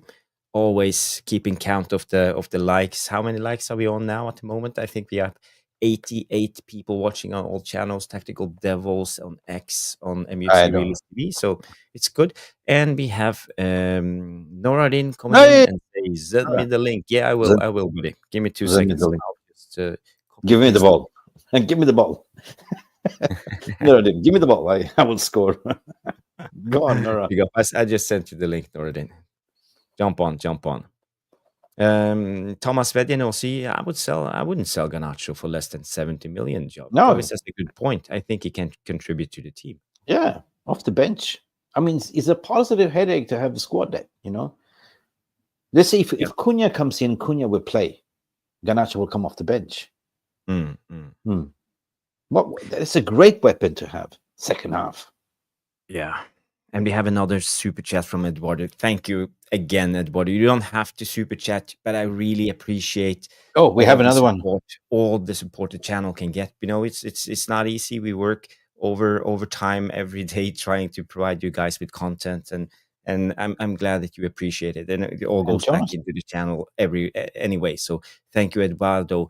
Everybody wants to score. They don't play as a team, and I think that's a valid point. I think a lot of these players play for themselves. They're kind of mercenaries, and mercenary is a word I heard my good friend Noradin always say as he's joining us now in the green room, and it should be ready. So get ready for Noradin. We have another super chat coming in from Jonathan Liljeberg as well, saying, "Walla legends, walla walla walla walla." Big up, Jonathan. Good to see you. Good to see you coming Walla. in with 20 SAK. That's Swedish kronor. Crown. Thank you, Oh. Jonathan, coming in from Sweden. I'm actually in Sweden. And I'm in Norway. Yeah. Scandinavian brothers. I'm back in Sweden. I'm leaving on Thursday though. So. Hey! Hey! They're the boys. What's going on, Hey. boys? Back in town. I can't stop laughing by our friend Saeed doing the pigeon thing. The pigeon thing. His Call it reaction. The jungle dance. The jungle The dance. pigeon. Oh, that was a good Jungle one. dance. How you doing, Nora? All right. Other than shite Yeah, right. fucking Man United, but we're all right. Yeah, right. Just a shit weather today in Manchester. Lovely yesterday. That's why I was like, I'm not doing a fucking show. I'm out here in the sunshine. These bastards don't care. They don't care. They do not give a damn. But yeah, big up. I like the show Amass. I thought Amass was brilliant. I thought Fredriksson was superb. They were the only two. Like, I actually thought we played all right. And I actually thought we put the balls in the box for once. But fucking Rasmus, fuck me, Jarvis. And Mick, oh my God. Yeah. He cannot fucking hit a barn door. You know, a barn door. You know how big a barn door is? The barn is huge. Yeah? He can't hit a barn door to save his life. No. People smash the likes. People smash the likes. Let's go. We spoke about that earlier, and I said, you know, United is the one position they cannot go on a P-plater. You know, it's the striker position. I know people talking about the lap, but seriously, we all seen it. We need a Gyökeres or Osimhen, 100%. We cannot go on the experimental route, especially on the top, and also the goalkeeper, right? It's like the burger, right? You need the solid foundation. In the meat, you have all the meat and ingredients, but on the top, you need to have the striker to solidify that lid to make that burger stick. Big up, Mick. You're back in Sweden, eh? Hey. You're back home. Hey, last time you saw me, I was 40,000 feet up, yeah? Calling in. That was How weird. many hours was the flight from there? Oh, brother, it was 22 plus, 22 hours, yeah. Altogether from Thailand. Northern, the topic we are talking about now is Garnacho. We are just and there's so many comments in the Devilish chat. Timing then. What are your thoughts? Because the thing is, I'm saying I think maybe he has potential. He could be extremely good playing for United, but he needs proper guiding. He needs someone to help him with decision making, because we know he can drive with the ball and he can go past his man, but he lacks when it comes to finishing and decision making. So what do we do? Do we sell him, for example, a swap deal with Napoli and bring in Osimhen? The first thing for me is that, well, obviously, him and Kobe have been put up for sale. I'd rather sell fucking Garnacho than Kobe, but for me, Garnacho and Kobe are not going to develop at Manchester United, as we currently are, because they shouldn't be playing every game. You need to be picking the games for them, choosing the games. Actually, Garnacho should be learning to come on other than starting games, because at times it's such an indecision. Listen, in football, you know what is the best thing about football? Listen, you know what, the players that I like, I appreciate. They're not the ones with the flashiest skills, the ones who make the right decision at the right time. To me, to get to the level of consistency, in a couple of years' time, you could be called world class. To me, what differentiates world class from good players is that world class players will always pick the right pass, the right time. They'll know when to dribble. They'll know when to put the pass through. They'll know when to cross it. They'll know it all. If they do it wrong, you know the intention behind it. Yes. You understand right away the intention. For me, he's not even good at decision making. His decision making is horrendous. Yes. But do I think that if he goes to another club, he can be coached to actually make him make better decisions? But wasn't his decision making better in the 3-4-3 system? For me, the only way I can see him ever staying is he played as one of the wing backs. It ain't gonna happen. Yeah. But he needs to play on the right for me. Yeah. Right, so as the right, I'd rather have him than Diego Dalot. Because at least going forward, he'll dribble people and he'll take the ball. Diego Dalot, I'm telling you now, Mick, Diego Dalot came on, we went fucking worse the other day. And Mason Mount. When those two came on, we were horrendous. The subs made us worse. Yeah. You're not wrong. But you got a point, because I was saying, like, you know, I think that Garnacho needs to come off the bench, like as impact sub. He's still young, you know. His time will come as a starter. That's what I'm trying to say. If we get Matheus Cunha in on the left-hand side, Garnacho will be the bench player, right? But we keep forgetting also, you're saying playing him on the right wing back, but I'd rather play Ahmad Diallo as a right wing back, to be honest. I don't know. I'm just, at the end of the day, I'm just thinking, for me personally, decision making. I look at Ahmad Diallo as well. We're going to burn him out. I just want to pick. I'm not like, I just earlier before I went to see my neighbor, and he's got the game on, and I watched just the Spurs. You know, when the teams before even kicked off, I just saw the lineup, and then I looked at their bench. They basically got every player fit and playing again except for Son. Oh, they came back with a 1-2. Yeah. So Forest won. Yeah, Forest won. I mean, yeah, Forest beat them. I mean, I'm not even. I'm just looking at their squad. I think they're one of the big favorites for the Europa League, Jarvis. I really hope your boys, Bodø, Glimt, do the damage. No, I mean, the striker's bad news. You know, the striker, the guy I told you about. He's the top goal scorer in the Europa League this season, I believe.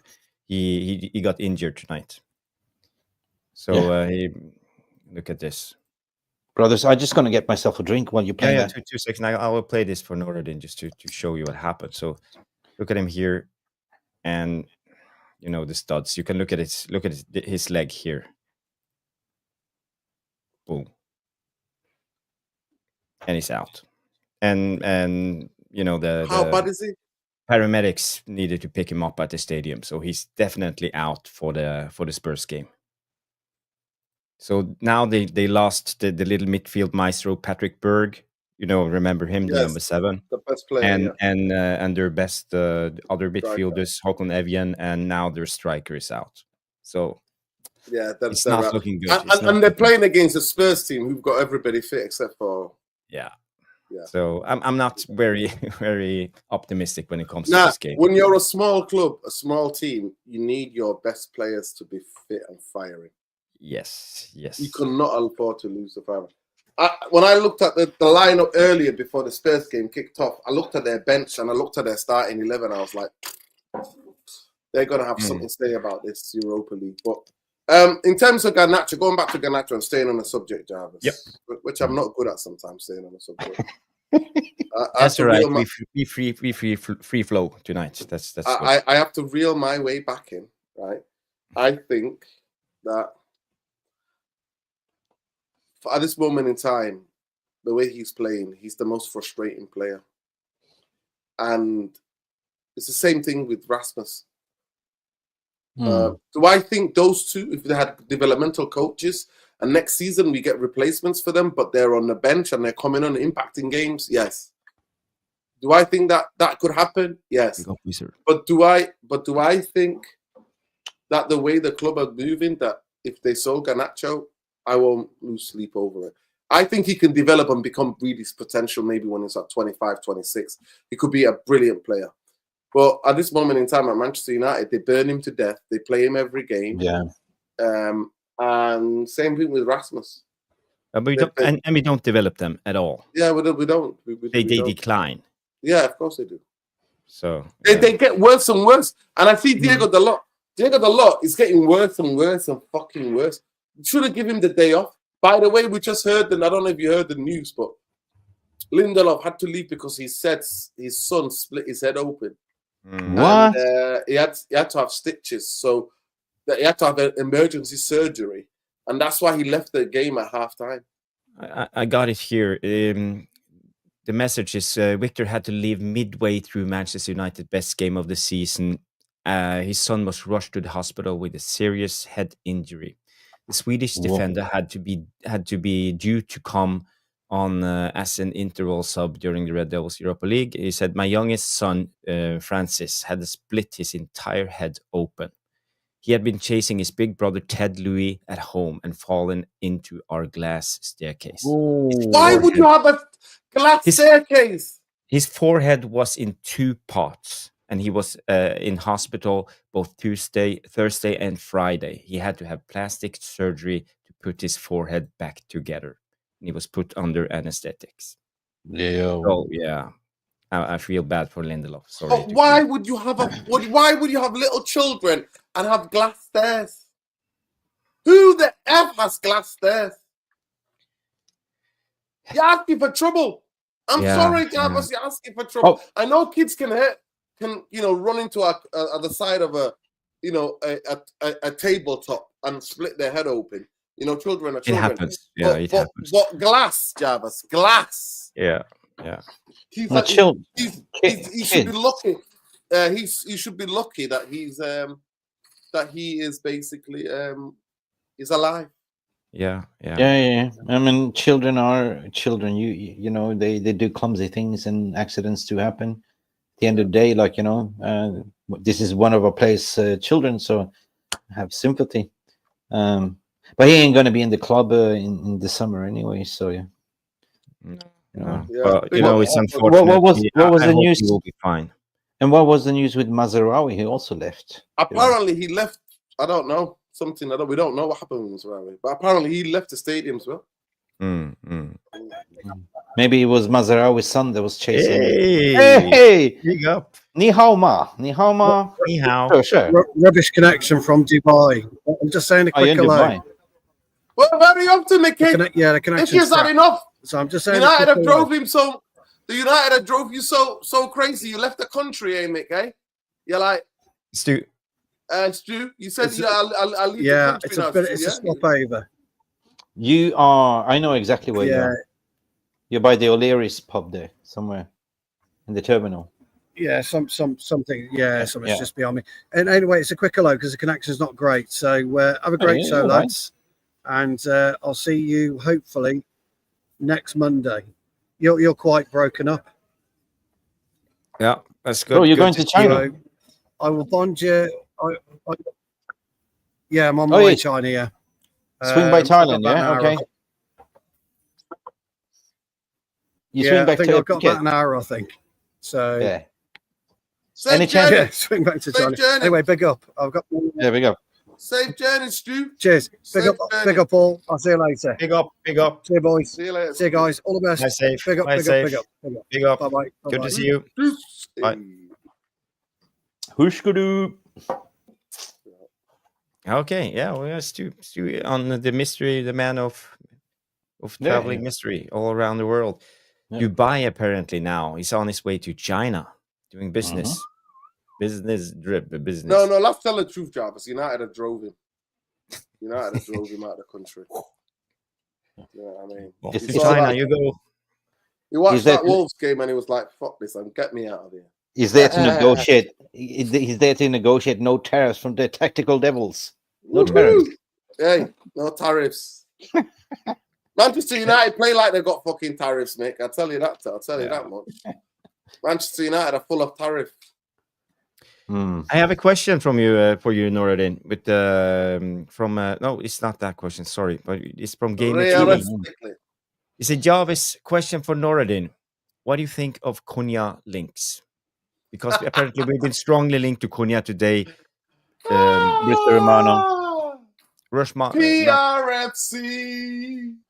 Here we go.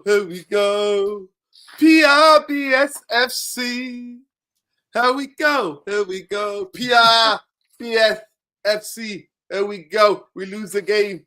Everybody's coming for the manager. Everybody's coming for the club and Ratcliffe. Omar Barada and all of them, Wilcox, all of them are getting abused in the stadium. Because, rightly so, because they're trying to kick people out who have had the same seats or the same side of the stadium for 60 years, some of them. and they're kicking them out. And the next day, magically, bank holiday in the UK. It's the bank holiday in the UK. It's Easter Monday, bank holiday. And So, magically, Jarvis and Mick, we're signing Cunha.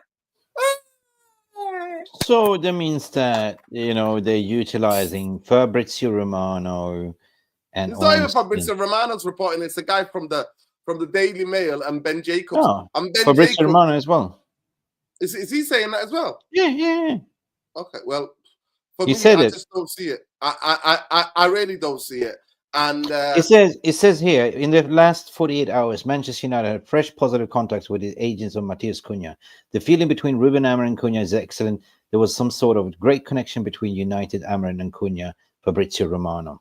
And then there's more coming under from Fabrizio Romano. Some connection between them. You know, on the other thing on the Daily Mail, it says inching. That's the new word for your Scandinavian people. Maybe was there a group hugs in the shower? A great connection there? I don't know. Ooh, you have a ooh. We saw him speaking to Casemiro 2-3 good minutes. Well, I hear you, Nuruddin. It's like, I believe I've been here before. Yep. I've seen it all. I've been here before. I've bought the t-shirt. I've ate the popcorn. I've seen the movie before. That's a new song for you people. I've seen it all. I've worn the t-shirt. I bought the popcorn. Well, I'm sat here. I'm listening to the PSPR. But okay, Dino, if it happens, would you be happy with this song? First of all, I actually don't think he's worth 63 million. I think the most I'll pay for him is 45 million. I think he scored a lot of important goals for Wolverhampton just to keep them up there. But I actually don't think he is as explosive as the people making him out to be. And I actually think him alone is not going to get us back. I personally think Manchester United need at least 6 or 7 first-team starters. We have linked today. We've been linked to. Yeah, I'm just going to say we've been linked to Delap, Cunha, and Osimhen. And Semenyo. Who else? Semenyo. 70 million, no way. 70 million. Semenyo, Bournemouth. Semenyo, the Bournemouth winger. No chance. Leave off the crap people. Who are the journalists linking all this stuff? So we're back. So we lose. Huge storm. Pressure on the coach. Pressure on Ratcliffe and his clowns and the dodgy Dave and Omar Barada. We get linked to 4 or 5 players. Miraculously the next day. On a bank holiday, we get linked to 4 or 5 players. 4 or 5. How? And we've been linked to one goalkeeper. Was it Chilwell or no? It's Juan Santos, something like that. Yeah, Juan Santos. Xavier. Yeah. And they've been sending out apparently scouts to Porto to watch Diego Costa as well. Costa. Where are Man United getting all this money from? Robbing the bank? I don't know. I said it. I'll stand by it. The other day, I did a match reaction with Saeed, and I said, "Break the PSR laws." Nottingham Forest have done it. They've done it more than once. Just break it all.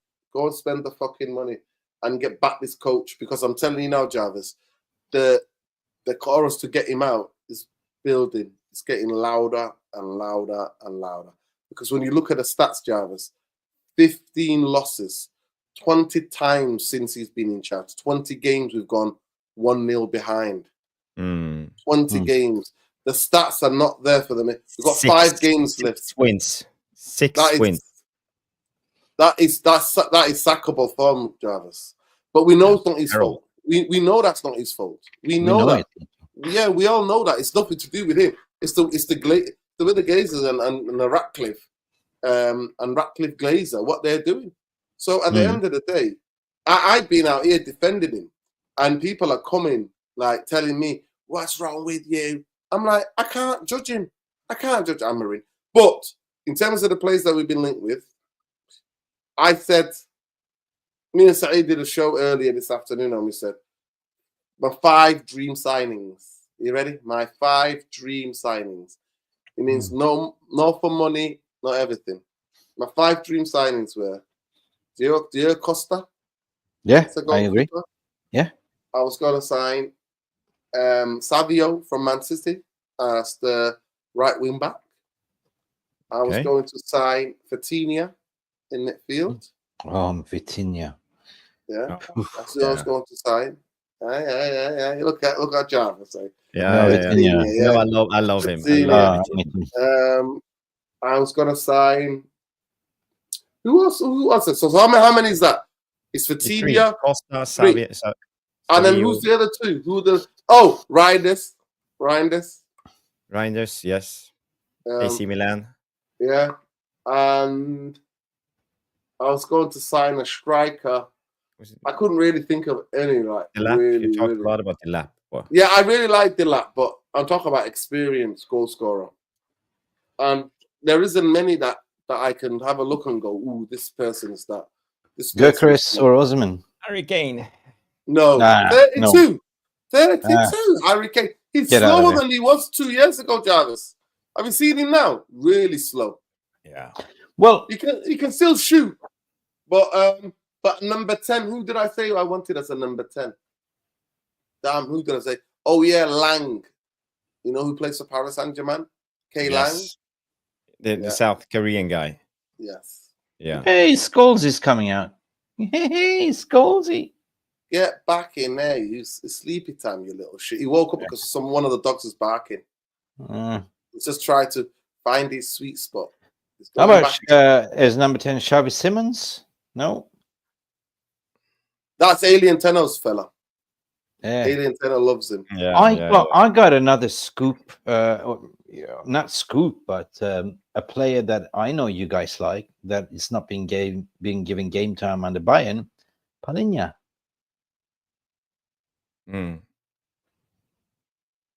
Palhinha, you're on mute. Listen, I tell you what, Spurs have killed him. Richarlison was one of the talents in the Premier League, and he's gone to Spurs, and he's not the right. He doesn't look the right player. I would sign Richarlison. Me, he's not my dream signing of all strikers, but I will sign Richarlison. My dream sign. You know, if you said to me tomorrow, who would I sign, Lewandowski or Harry Kane? I will sign Lewandowski straight away. Yeah. He's brilliant. But there's going to be a striker hunt between Arsenal, us, and Chelsea. I mean, we said it before. Chelsea don't have any recruitment strategy. I think that Chelsea's recruitment strategy, Dino, is Manchester United scouting department. They look at what we getting, and they're going to get it. Yeah, facts. Right. So now they're going all in because they see that we are looking at Diallo. They're going to go all in for Diallo. They're going to snatch him, not because they need him, just because Manchester United want him. So let him have him in that case. That means that we have an open path for 2 strikers, which is, Gyökeres, the leading golden boot in Europe 2 years in a row, or Osman. So if big up Ahmad. So I say just if it comes down to United, Arsenal, and let's say who else is looking for Chelsea over Victor Gyökeres, a Man United offer, who do you think he will go to? He will go home to Papa. That's a big pulling power.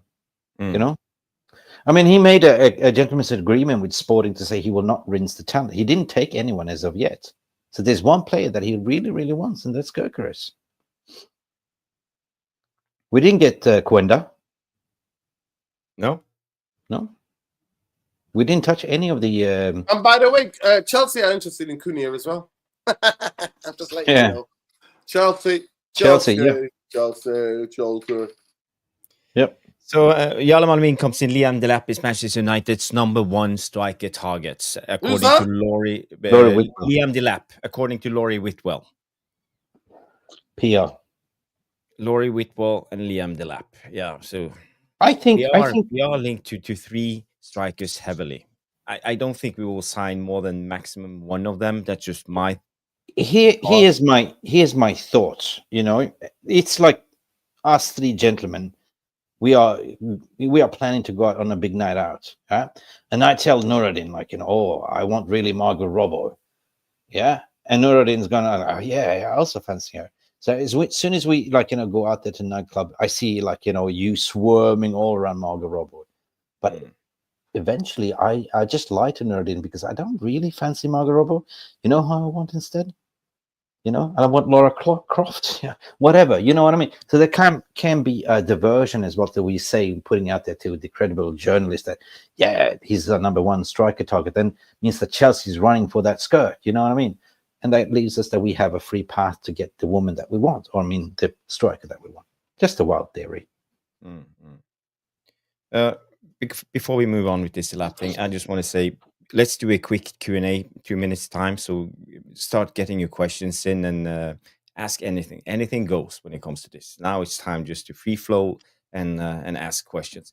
I see Genghis Khan coming in and say Delap is the future and the future center forward, and Ferguson would have snapped him right up. So, and personally, I think Jokenes is the best of those three on paper. But the question, the question is at the best, because he's used to playing with Amarim.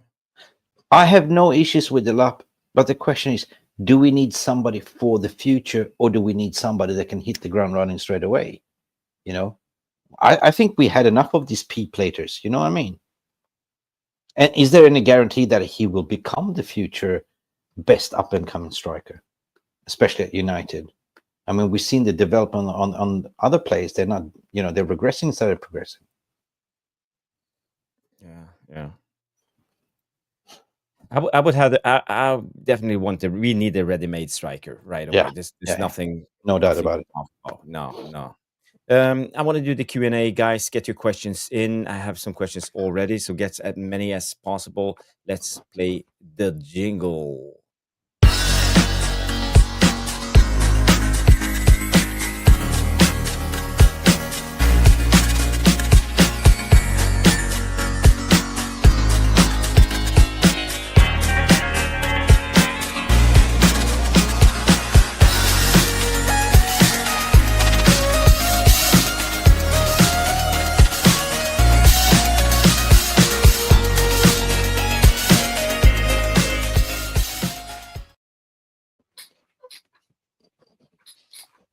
This gives me the 80s feelings, oh, what a feeling. Can't believe it. It sounds like the mesh. Is it the mesh mode? One of the mesh mode tracks. The mesh mode? Yeah. Sounds like one of their tracks. Jarvis has frozen. The Scandinavian freeze. He's back again magically. You froze. He froze. I know. Massive Attack. It also sounds like one of the Massive Attacks tracks. Massive Attack as well. Depeche Mode and Massive Attack. That's what that song sounds like. That's why I was boogieing. It's a great tune. It's a great tune. Yeah, it was it sounded like that. First there comes nothing but a slow building in. What a feeling.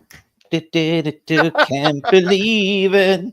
We're gonna sign Gökeres and Osimhen for sure. There you go. Mickey's about to watch out. Mick, what's the Sweden spring like? Do you want to get back to Thailand? Are you missing Thailand? Yeah. I want to crawl into my shell and go as quick as back. First 2 days was 19 degrees, was sunshine, beautiful. I came here with my winter jacket, but now the past couple of days been 9 degrees, miserable and rain, and I just What about you, Jarvis? You were in the slopes. I was in the slopes. I've been at the slopes and at the after ski pub bar. I can see that on your face. I can see the sunshine on your face. You tanned up. Yeah. I'm tired. Sunny Norway, Sunny fucking Norway. I came home 5 a.m. on Sunday morning. You had away game. Party! Oh, I'm still tired. I'm still tired. Party! Jarvis. Jarvis was out. Not just I'm going out. Are you out? I'm out. Not twice. I'm out. I'm out. Jarvis had away game. What was the score prediction? Was it a 5-3? Was it a 5-3 winner? Header back post. I heard it was a dead rubber. It was a 6-9. Oh my god, that was one of the craziest. Nerdin, I heard it was a dead rubber game. 0-0. It was a Wolves Manchester United game. Oh god. Well, we have some questions coming in. Let's just get going on with the Q&A. We can do like 10 minutes before the Norwegian Queen is in hospital. What's going on here? The Pope passed away. Big up to all my Catholic people. Oh, that's bad news. That's bad news. How old is she? 70s-ish, something. Yeah. And the Bodø Glimt strikers in hospital too. What's going on? Yeah. Jarvis showed me before. Yeah. I showed you the footage. You know, with the it's fucking tackle. Spurs in the final, mate. Flipping it. Yeah. Could you imagine 2 teams that's in the 14th, 15th are playing in the finals? Let's say if we go through the finals. Revenge time, 100% for us. We're going to beat them. We have to. Okay. 4th time is the charm, isn't it? We lost 3 times against Spurs, so yeah, we can do it. And I watched actually yesterday Real Madrid against Athletic Bilbao, and Bilbao, they are ballers. They're good players, and the strikers of them, a huge guy. Harry Maguire will struggle physically with him. So yeah. Listen, Saeed watched it. He told me defensively, they are solid. Wrong. We can't score goals. They're gonna have Nico Williams back. He had a little groin strain. He'll be back for the game. And Boxing Straight Talk coming in and say we won't make the final. Bilbao are much better than Lyon. Yeah. Jan Malmin comes in and say the Queen is 87. Actually, I didn't know that. But yeah, okay. You're a good person, Jarvis. Does she care about the people? Is she a good person? Yeah, I think so. But she's married to the king, She's not in heritage. Okay. Yeah. So she's not she's a normal person. She's I can see us go to Spain and get a draw and take it to Old Trafford. Ever the optimist, Mickey. Mickey, do you ever envision United getting beat one game? Of course.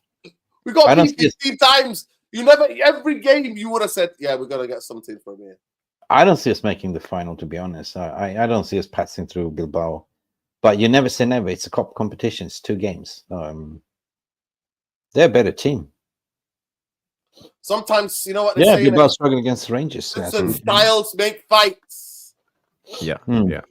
But Rangers are a decent team. They are. Rangers came and troubled us. Yeah, they're not a pushover, walkover. Anyway, we have some questions here. But let's just go at the questions. This one, let's see. I just want to go through them. Ahmad Diallo will be back. Okay, this one is for you, Mick. Jordan Wall comes in, and what's your thought on Isaac Hien? I have no idea. Is he Swedish? He's a Swedish centre back. I think he plays for Atalanta. I haven't watched anything, so no comments, Jordan. I'm sorry, I'm not aware of Isaac, so I cannot comment on a play that I don't know. I checked the stats; they look very good. But that is Serie A. That's Serie A. Yeah. With a pinch of salt. That league's on fraud watch.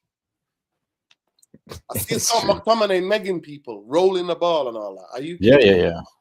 He's like a over 50s football, that walking football, that league. It is. The only 2 players I trust from that league is Reinders and Barella. Barella. That's the only player I trust. Barella or the Brazilian guy at Atalanta, Eduardo. I'm sorry, Jordan. I don't know. Ederson. Eduardo. Ederson.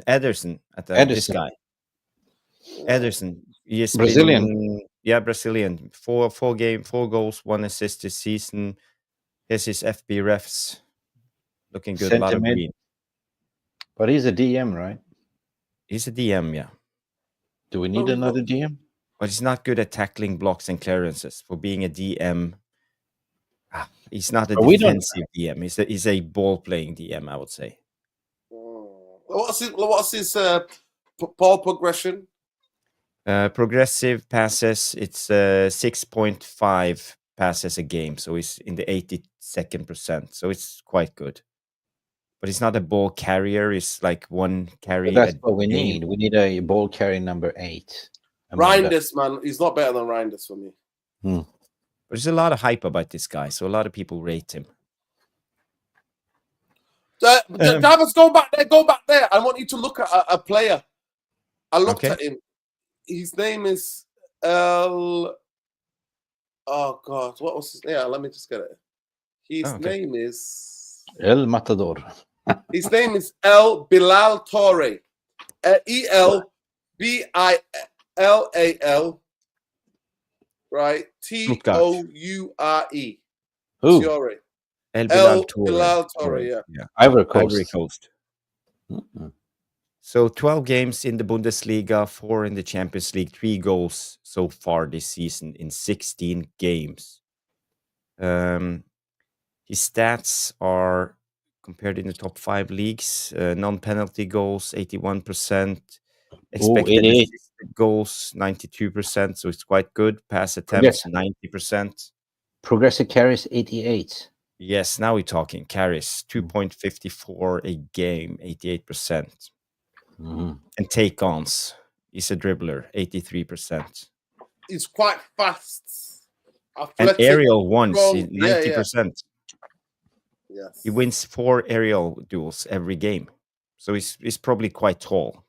Yeah, see how big he is. He's very physical. No, well, yeah, he's just 6'1". 185, yeah. Yeah. Okay. But was this the guy you talked about that you watched in the AFCON? In the African nations, yeah. Yeah. He looks explosive. But he was strong. You can't shake him off the ball. He's very strong. Yeah. Stuttgart has a lot of good players. They have that midfielder, the one with the cliff. What's his name? Oh, I forgot his name. You know, but he's really good. Ivory Coast. Do you have Ahmad Diallo? Is also Ivory Coast, right? Côte d'Ivoire. Yeah. Cool. Next question coming up. It's from Thomas. Big up. Thank you, Jordan, for the question. Thomas Vedinos. He said, how many signings do you think it's realistic this summer? And who do you think is most important for the team? And now, are we talking positions or names? I think he's talking about positions. Yeah. So I think Manchester United needs 7 to go straight into the starting lineup. 6. Now that we need a goalkeeper, I think 7. Yeah. We need two wingers as attacking as wing backs, because I'm not having anybody fullback. I want 2 wingers. 2 wingers as attacking wing backs. I'm having 2 wingers as attacking wing backs. I'm having 2 centre midfielders. I'm having 2 number 10s and a striker. I want 8 actually, and a goalkeeper. Okay. And a goalkeeper. So 8. Okay. Mick. I think I said it realistically, like the way. Really, we need 2 centre halves as well. So 11, to be fair, Mick. And Jarvis. 2 centre halves. 2 centre halves. Okay, and whole team. Quick guys who can play. I think so. I will, because Fredrickson looks good. I need to get rid of Lindelof and Maguire and get 2 more experienced centre backs who can play the system. I predicted this early in the stream, and I said that I don't think we're gonna get more than 3-4 signings in. I think that this is the golden opportunity for Amarim to play the youth to the end of the season and to see who is ready to step into the first team. We have a lot of good academy players, especially in the midfield. On the right, we have Bentito Mentada as well as a right winger, up and coming. Potentially, they will look at that model to bring in these players into the first team and get maybe 3-4 signings in, a goalkeeper, a striker, potentially a number 8. Yeah. But we spoke about, the uprising of Amass to play on the left. Dorgu go on the right to compete with Diallo, because we know that Amarim likes to have a left-footed right winger sort of kind of thing. So I think that we'd be surprised. I think we'd be surprised. Nobody knows who we're linked to. Of course, media is reporting Osman or Gökeres or whatever, Delap. That's definitely going to happen, the striker.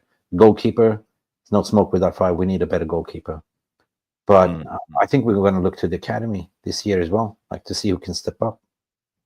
We do have good players in the academy. We do. We have a lot of good players, but are they ready to? And is it a healthy environment to come into? Are we able to raise their level to be good enough for the future? Because I feel we need.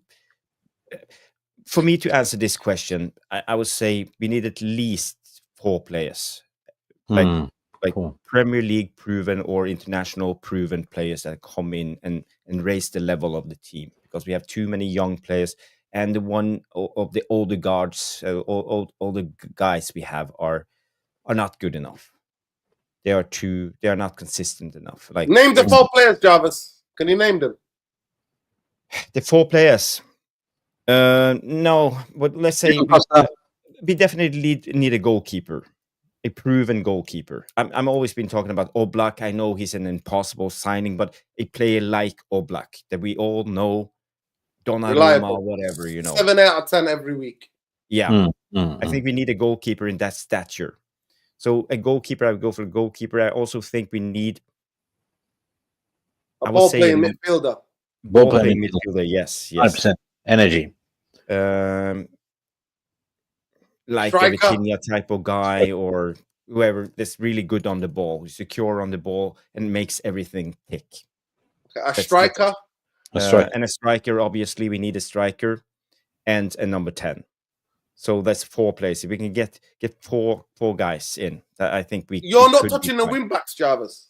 You're not touching the wing backs. No, wow. No. And wow, I fundamentally disagree with you. I think the most important signings for Manchester United is the wing backs, because if he's going to stick with his system, Mick and Jarvis and the audience, if he's going to stick with his system, they have to be 2 devastatingly attacking players that can bring his system to life. But go ahead. Yeah, but the thing is, we got to keep it realistic, and I think 4 players is doable. I think it's doable. Oh, what happened to? And Nick, don't forget we have the club world championship. 2 weeks the transfer window closes. Yeah, they will receive a lot of big bucks for that tournament. Those clubs. So I think a lot of the clubs who have prospects to sell, they will hold out until the end of the Club World Cup. I think a lot of things will happen after, and then you only have a limited amount of weeks left. So I think it will be a hectic window. We're linked to the right wing back from Porto, Roger Fernandez. He's apparently equally good to Quenda, right, according to the reports. But the question is, are they looking at it to say, well, look,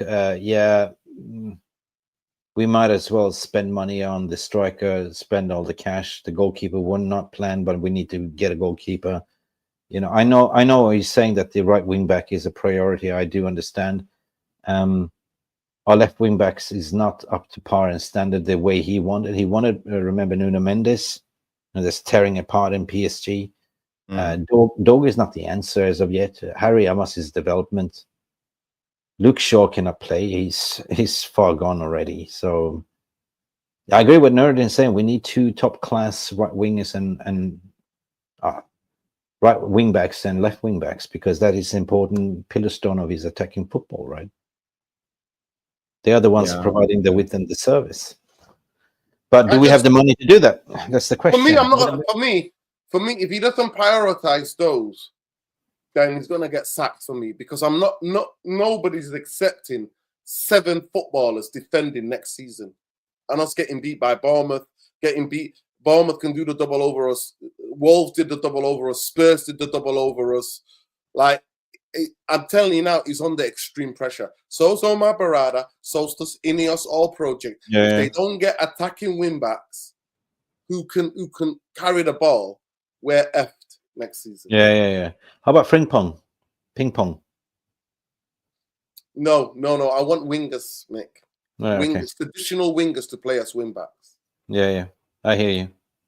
I think we're good. I think we can, because we're not competing for the title anyway next season. It's just another stepping stone. So I think we just have to take it in time and let some of these young players develop. And I feel when it comes to wing backs, we have Dorgu, we have Amass, we have Leon, Jarvis, we have even Ahmad who can play there. So for me, I think we're secure enough.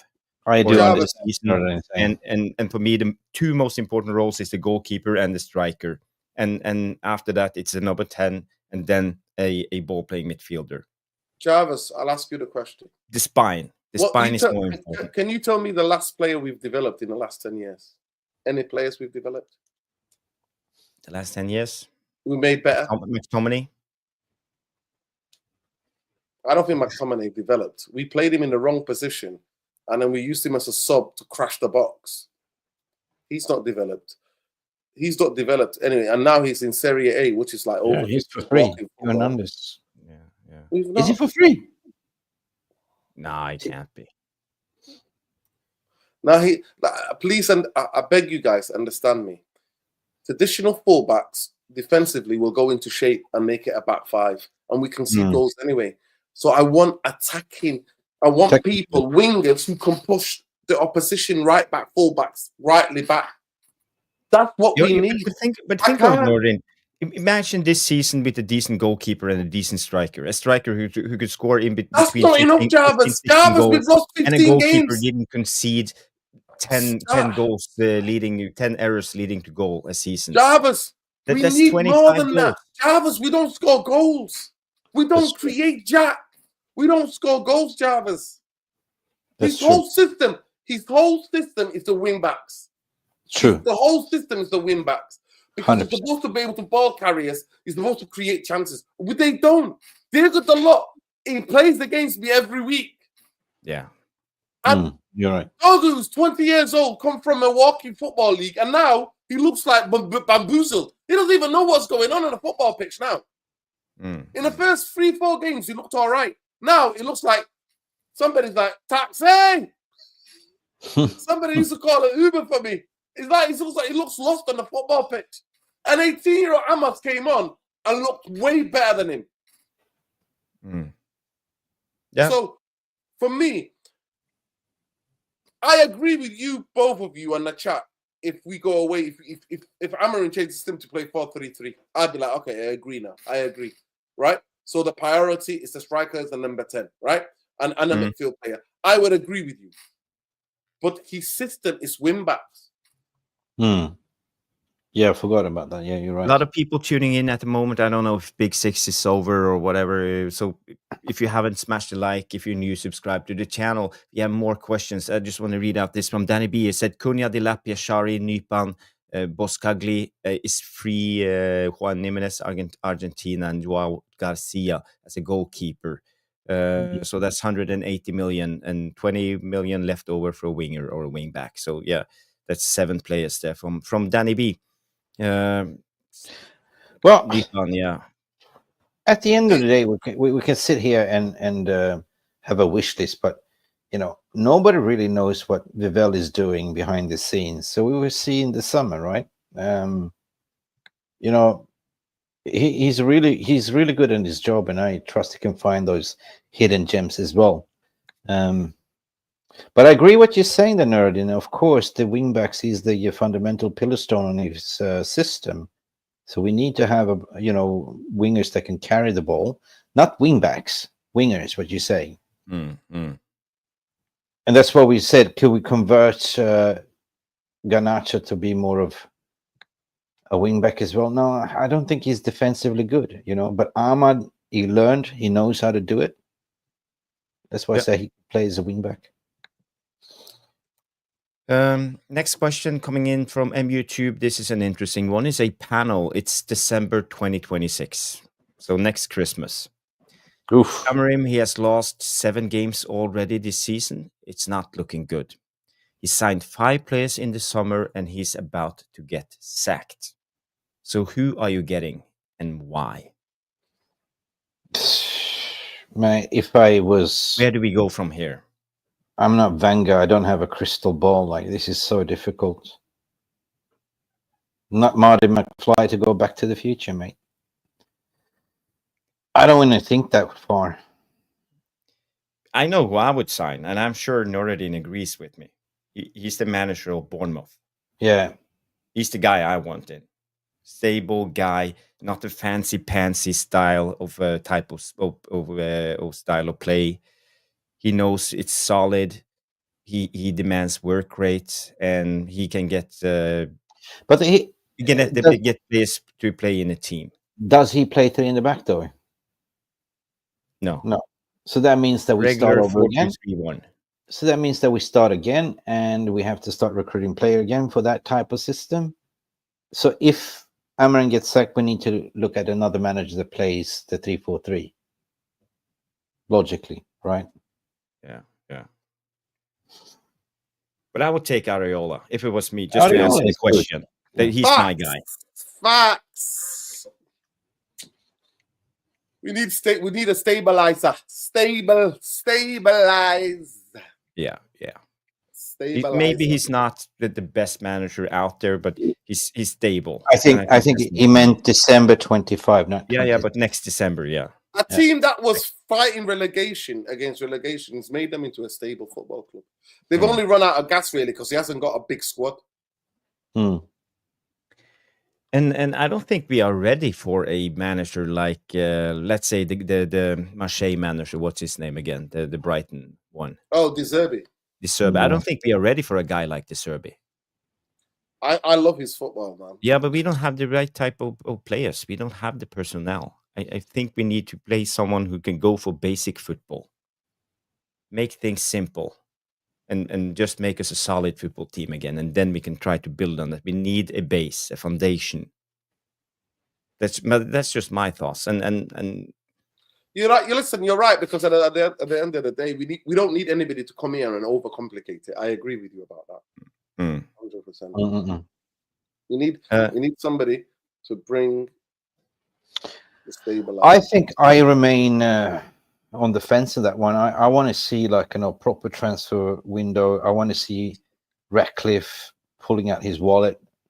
If he doesn't fucking back the manager, if he gives him Happy Meals instead of Big Macs, I'll be fucking furious, to be honest. Like, if you know what I mean, like, you wish for a Big Mac, upsize, large fries, large Coke, they come with a Happy Meal with a toy. Are you happy?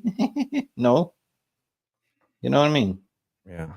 So this window will be super important, barring that we had such a shit, miserable season. Like, at least fucking what you said, Nuruddin, break the PSR.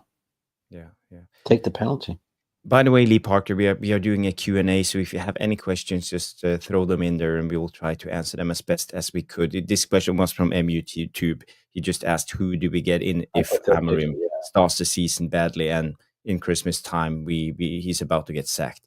Another manager question is from Eduardo coming in and say, would you guys want Zidane as a coach? Unless he brings 5 developmental coaches that can improve players, then no.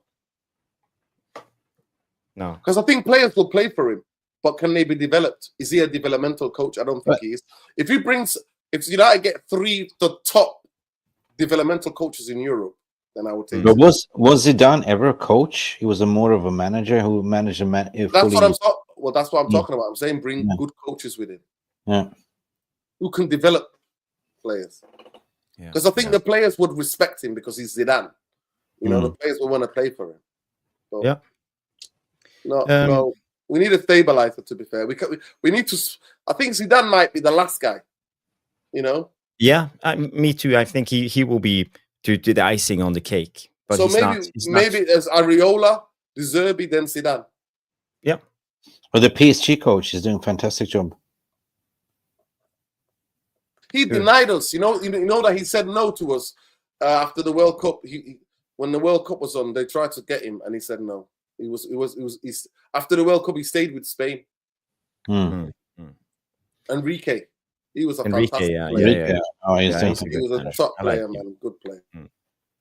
But he would never get the proper backing at Man United, so it would never have worked with Enrique. I don't think so. That's just my thoughts. I'm impressed what he done with PSG. Just basically got rid of all the Galacticos and just focused on young players and developing a new style of play. Like, you know, they're so good to watch. It's all about the Benjamins. It's all about money. True. You know, he's got his proper backing. It's not the big name players, but you know, signing an 18-year-old for 60 million here and there. You know, it's and he's got Vitinha, motherfucker. Yeah, Vitinha, and all of these great players. I just want to congratulate Neil Driscoll. Big up, old friend, coming in and say my wedding anniversary today, 35 years. Congratulations, Neil. Congratulations. Big up, old Driscoll! That's quite an achievement. 35 years. Wow. Bloody hell, O'Driscoll. Bloody hell. 35 years and not out. Fantastic, mate. Impressive. Congratulations. Congratulations. Who does she support? That's the question. Is she a United fan as well? Hopefully. Not a Liverpool fan. I mean, you don't know. It could be a he, actually. He or she. You know, got to be open these days. We have to be open these days. Question from Boxing Straight Talk. He comes in. Questions: how many months into the season do you think Amarim will get before? Depends on the results. He will not be getting what he's getting right now from the majority of Old Trafford crowd. And he's getting a backing at the moment. They're singing that new song about Amarim. Bring the red glory back again. Gets back in the then. Rúben Amorim. Bring the glory back. Glory days back again. He's back in from the straight end. Listen, he's not getting that next season, I tell you. If we get Bournemouth beat us, if Brighton beat us, we've lost 8 games at Old Trafford in the league this season. 8. If he's not getting that support, I'm telling you. If you go back to again, it all depends on what fucking Ratcliffe is giving him, you know? That's what I say. If you want a Big Mac and you get a Happy Meal, like how the fuck are you going to support, you know, play? And that's what I'm saying. This window, they need to back him. They need to break the bank, you know? Yeah. I see a lot of people, they back the manager. They back Rúben Amorim. Yeah. DC comes in and say Amarim for a decade. Yeah. I don't think they're gonna sack him because they back themselves in the corner. They picked the man. It's their man. Yeah. They just have to stick with it. Yeah. Next question coming in. It's from Dan P. You say I forgot about the freeze, like Jonathan David plays in France, Lille. Do you think he's a good rotation option? He scores a lot of goals. He'll be scoring about 20 goals every season now for the last five seasons, I believe. Who's the stop? I would actually. Dan P. Yes, I would take him. I would take him. Him and another striker, rather than just signing one striker and keeping Højlund. I don't know honestly, I don't know what people see in Jonathan Davis. But he scored goals. I said squad rotation option. That's the question. He already said in the interview he wants to go to Spain. But if you bring him as a squad option, then you're blocking the development of Cheetah, Obi, and others. Yeah. So no, I think no. I don't believe that, Mick. I think people are good enough they will break through. If they develop properly. I'd rather bring other guys so then the players that develop properly, then they step up when they're ready. I don't want to rush them. Look, David Beckham, till he was 23 years old, he was at Preston. Fergie bought him back from Preston when he was 23 years old. Right, yeah, guys. You remember this player Tell that was supposed to come to United and went to Spurs. Yeah. Is he shitting his pants over there, or what's going on with him? I don't watch Spurs. I don't watch him either. No. He hasn't really set the world up, has he? Story says in Jonathan David, he sees timing when it comes to a striker. He sees timing, and Rasmus is lost when it comes to timing. And that one I agree. No timing with Rasmus. He's even lost his pace. Yeah, I don't know. Is it just my eyes, or has he actually lost his pace? No, he's just erratic. He doesn't know. It's called fatigue. He can't stay on his feet. To me, the biggest thing about Rasmus Højlund is that his fatigue and his obsession to fight with defenders. It's the work. As a striker, you want to be so slippy. You never want to go and fight your defenders. You want to be in between the defenders. He's like Bambi in Disney, like keeps falling off his legs. That's what I said. He's Bambi on ice. Bambi on ice. Disney on ice. Every game I watch him, at least 10 or 8 or 10 times he's on the floor. Yeah. Muhammad Saki comes in and say, guys, why not bring in Fletcher's son in the middle in the midfield now for the future? Yeah, he's part of the plans. Is it Jack? Is it Jack? Jack Fletcher. Tyler and Jack. Should we play him, Jack Fletcher, now for the remainder of the last 5 games as a sub or maybe a starter sometimes? Bueno. Yeah. I would rather go for Sekou Kune, but that's me. Yeah. Next question coming in. Thank you, Mohamed Saki. Next question, Dan P. Do we see Ahmad as a wingback or a number 10? Mick? Both. I can see him both. But I liked him when he played as a wingback, and he took the instructions correctly from the manager, and he executed and he scored. I think if we have him as a wingback and we play like Xerxes a number 10 or more creative players, we have all of a sudden abundance of attacking force, and then Amass on the left wingback or Dorgu. That's what it is, and that's why I agree with Nuruddin. You need to have wingers playing as a wingbacks, but at the same time you got to utilize the best number 10s that you have, and a good striker. So that's what the whole system is about. So I'll put Ahmad as a wingback. I don't know. That's just my opinion. It's definitely a number 10, but if he can play as a wingback. Yeah, you could put, Xerxes as right-sided number 10 as well. Have Ahmad feeding 2 ballers, playing with each other, right? Yeah. It's a lethal combination. Nordin, Ahmad, is he a wingback or number 10? Quick answer, yes or no? Wingback or 10? I'm not sure yet. We've not enough data. There's not enough data. To me, when he was playing as the wingback, him and Anthony on that side looked better. He looked better balanced. But I'm not sure yet, because I think he would be a brilliant number 10 if they teach him how to play the role. And I think we need a very more physical guy to be the winger, to take people on. I genuinely don't think he's a winger. I think he's a natural number 10, and he would be in that. But you have to get the best out of him by giving him the ball. For that, you need to have a brilliant midfield behind him who can find him and feed him, win it back and feed him. And we don't have that. Yeah, I like Ahmad taking on his fullback, coming with full speed, but he can play number 10. But he showed, Mick, when they doubled up on him or tripled up on him, they cut him out of the game. A lot of times, me and Jarvis, we watch the games. And as soon as they double up on him, they can cut him out of the game. But I think as a number 10, if the midfield is winning the ball and giving it to you again and again, I think it'd be very difficult if he's allowed to roam. And he's already shown, against Liverpool, City and Liverpool, and that making that run, making the runs. You know what I mean? He's clever with it. And that majority of the goals that he scored actually are kind of number 10 kind of goals. They're not wing positions. They're number 10 type of goals. I think Ahmad was at his best in the preseason tour when he played with Mason Mount. Mason Mount always opening up with those diagonal run. Ahmad cutting in and shoot.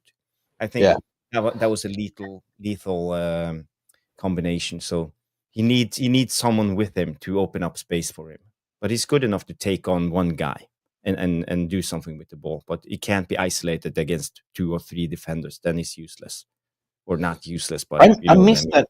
I missed that in Garnacho this season. He's lost it a little bit. He used to come off the bench and just be absolutely terror. Taking on his defender. They didn't know where to go, left, right, dropping a shoulder. I think he's been found out, or he's making it too complicated. Both him and Højlund has sort of stagnated a bit in their development this season.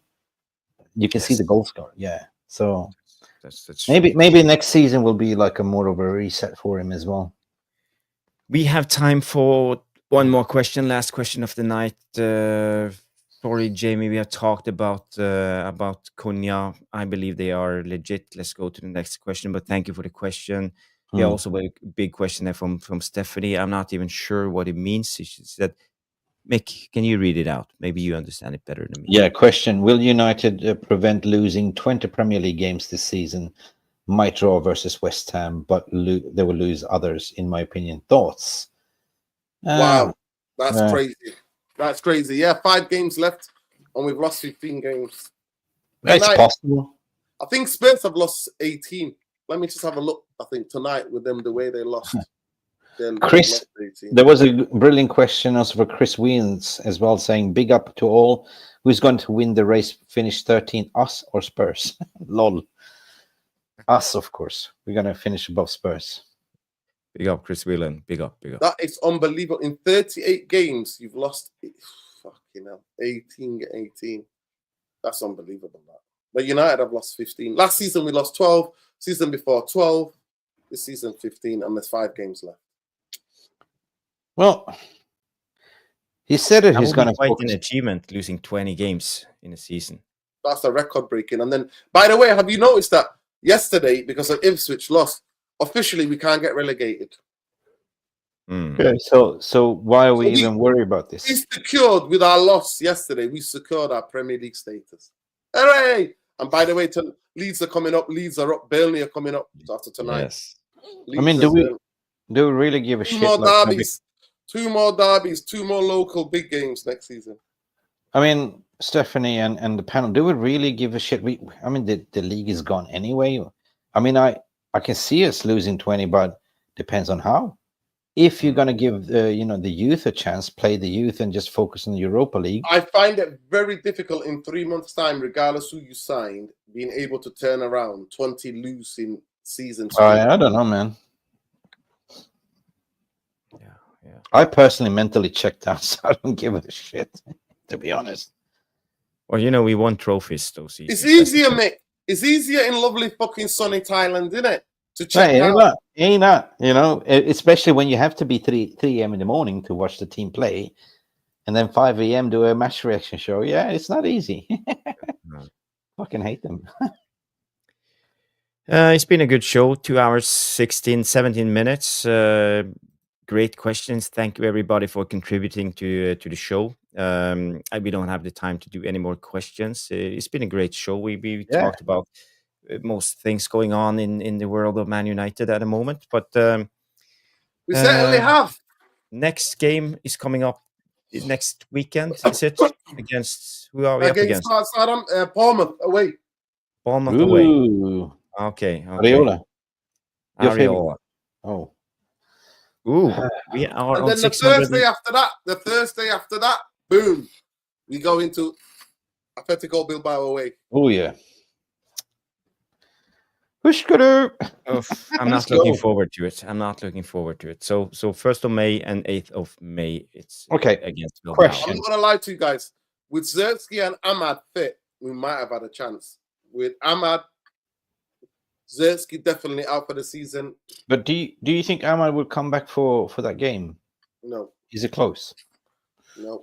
Ew. There are talks about Ahmad coming back, but he will be nowhere near match fit, so it wouldn't matter in a way. By the way, Mick, I just want to say we are on 661 subs, so we are going the right direction. Guys, girls, if you're new and not subscribed to the channel, please subscribe to the channel. We are trying to reach 1,000 subs, so we will get fully monetized. And if you haven't, smash the like, both on Tactical Devils and co-streaming on Mick's channel, MUFC Realist TV. That will be fantastic. And you are so supportive, and I know you guys help us out as good as you can. So I appreciate it, and thank you, everybody. Any last thoughts, comments on the upcoming weeks and games? I say, like Daniel here in the chat, Daniel Brain saying, get a draw at Bilbao. I think if we can get a draw at Bilbao, go keep it tight and take it to Old Trafford. But again, we saw what happened to Lyon. It's just crazy. Yeah. And I leave this last question comment here from Noradin. Boxing Straight Talk comes in and say, when will everybody wake up? If we get knocked out and finish 17th, will everybody see it? He thinks Amarim is I'm already awake, but I don't blame Amarim. I don't think it's Amarim. I don't blame. No, I think it's the people who bought him here. And then they made him weaker in January. They took 2 players away from him. Yeah, exactly. And then did not they didn't replace any players on loan. Exactly, and that's where we are today. That's why we don't have any firepower. What, you took away Rashford, you took away Anthony. Who else did you take away? That's it. That's it. Yep. And Malacia. Yeah. And left us thin. Yeah. Just to save a little bit of a wage bill. Yes, but then that means the money. That means, do you think that Betis will sign Anthony on a permanent? There's been rumors they are willing to offer. Well, he set up a goal again tonight, and 4 assists and 5 goals. I think Atletico Madrid is coming in. Yeah, there was strong rumors about Atletico wanting him, talking about £65 million. Take it, but he's doing brilliantly in the shop window right now. It's been a great show. Thank you, everybody, for tuning in. Stephanie, Genghis Khan Jr., Jamie Waynes, DJ Superfly Guy, the Bootinator, all our moderators. Thank you for pushing the likes. Neil Driscoll, congratulations, 35 years anniversary today. What an achievement. Lee Parker, Boxing Straight Talk, everybody, Daniel Brain, all of you. I'm so happy you tuned in. It's been a good show. Thank you, Noradin. Thank you, Mick, for helping me out. Wally is not here. He's in China or on his way to China now, and we will be back. I would say I don't know when will be the next show. So just press that bell, and you will get a notification next time Tactical Devils go live. It's been a good show. Thank you, everybody, and we will see you on the next one. Have a good night, everybody, and bye. Bye. I'll be back. Bye.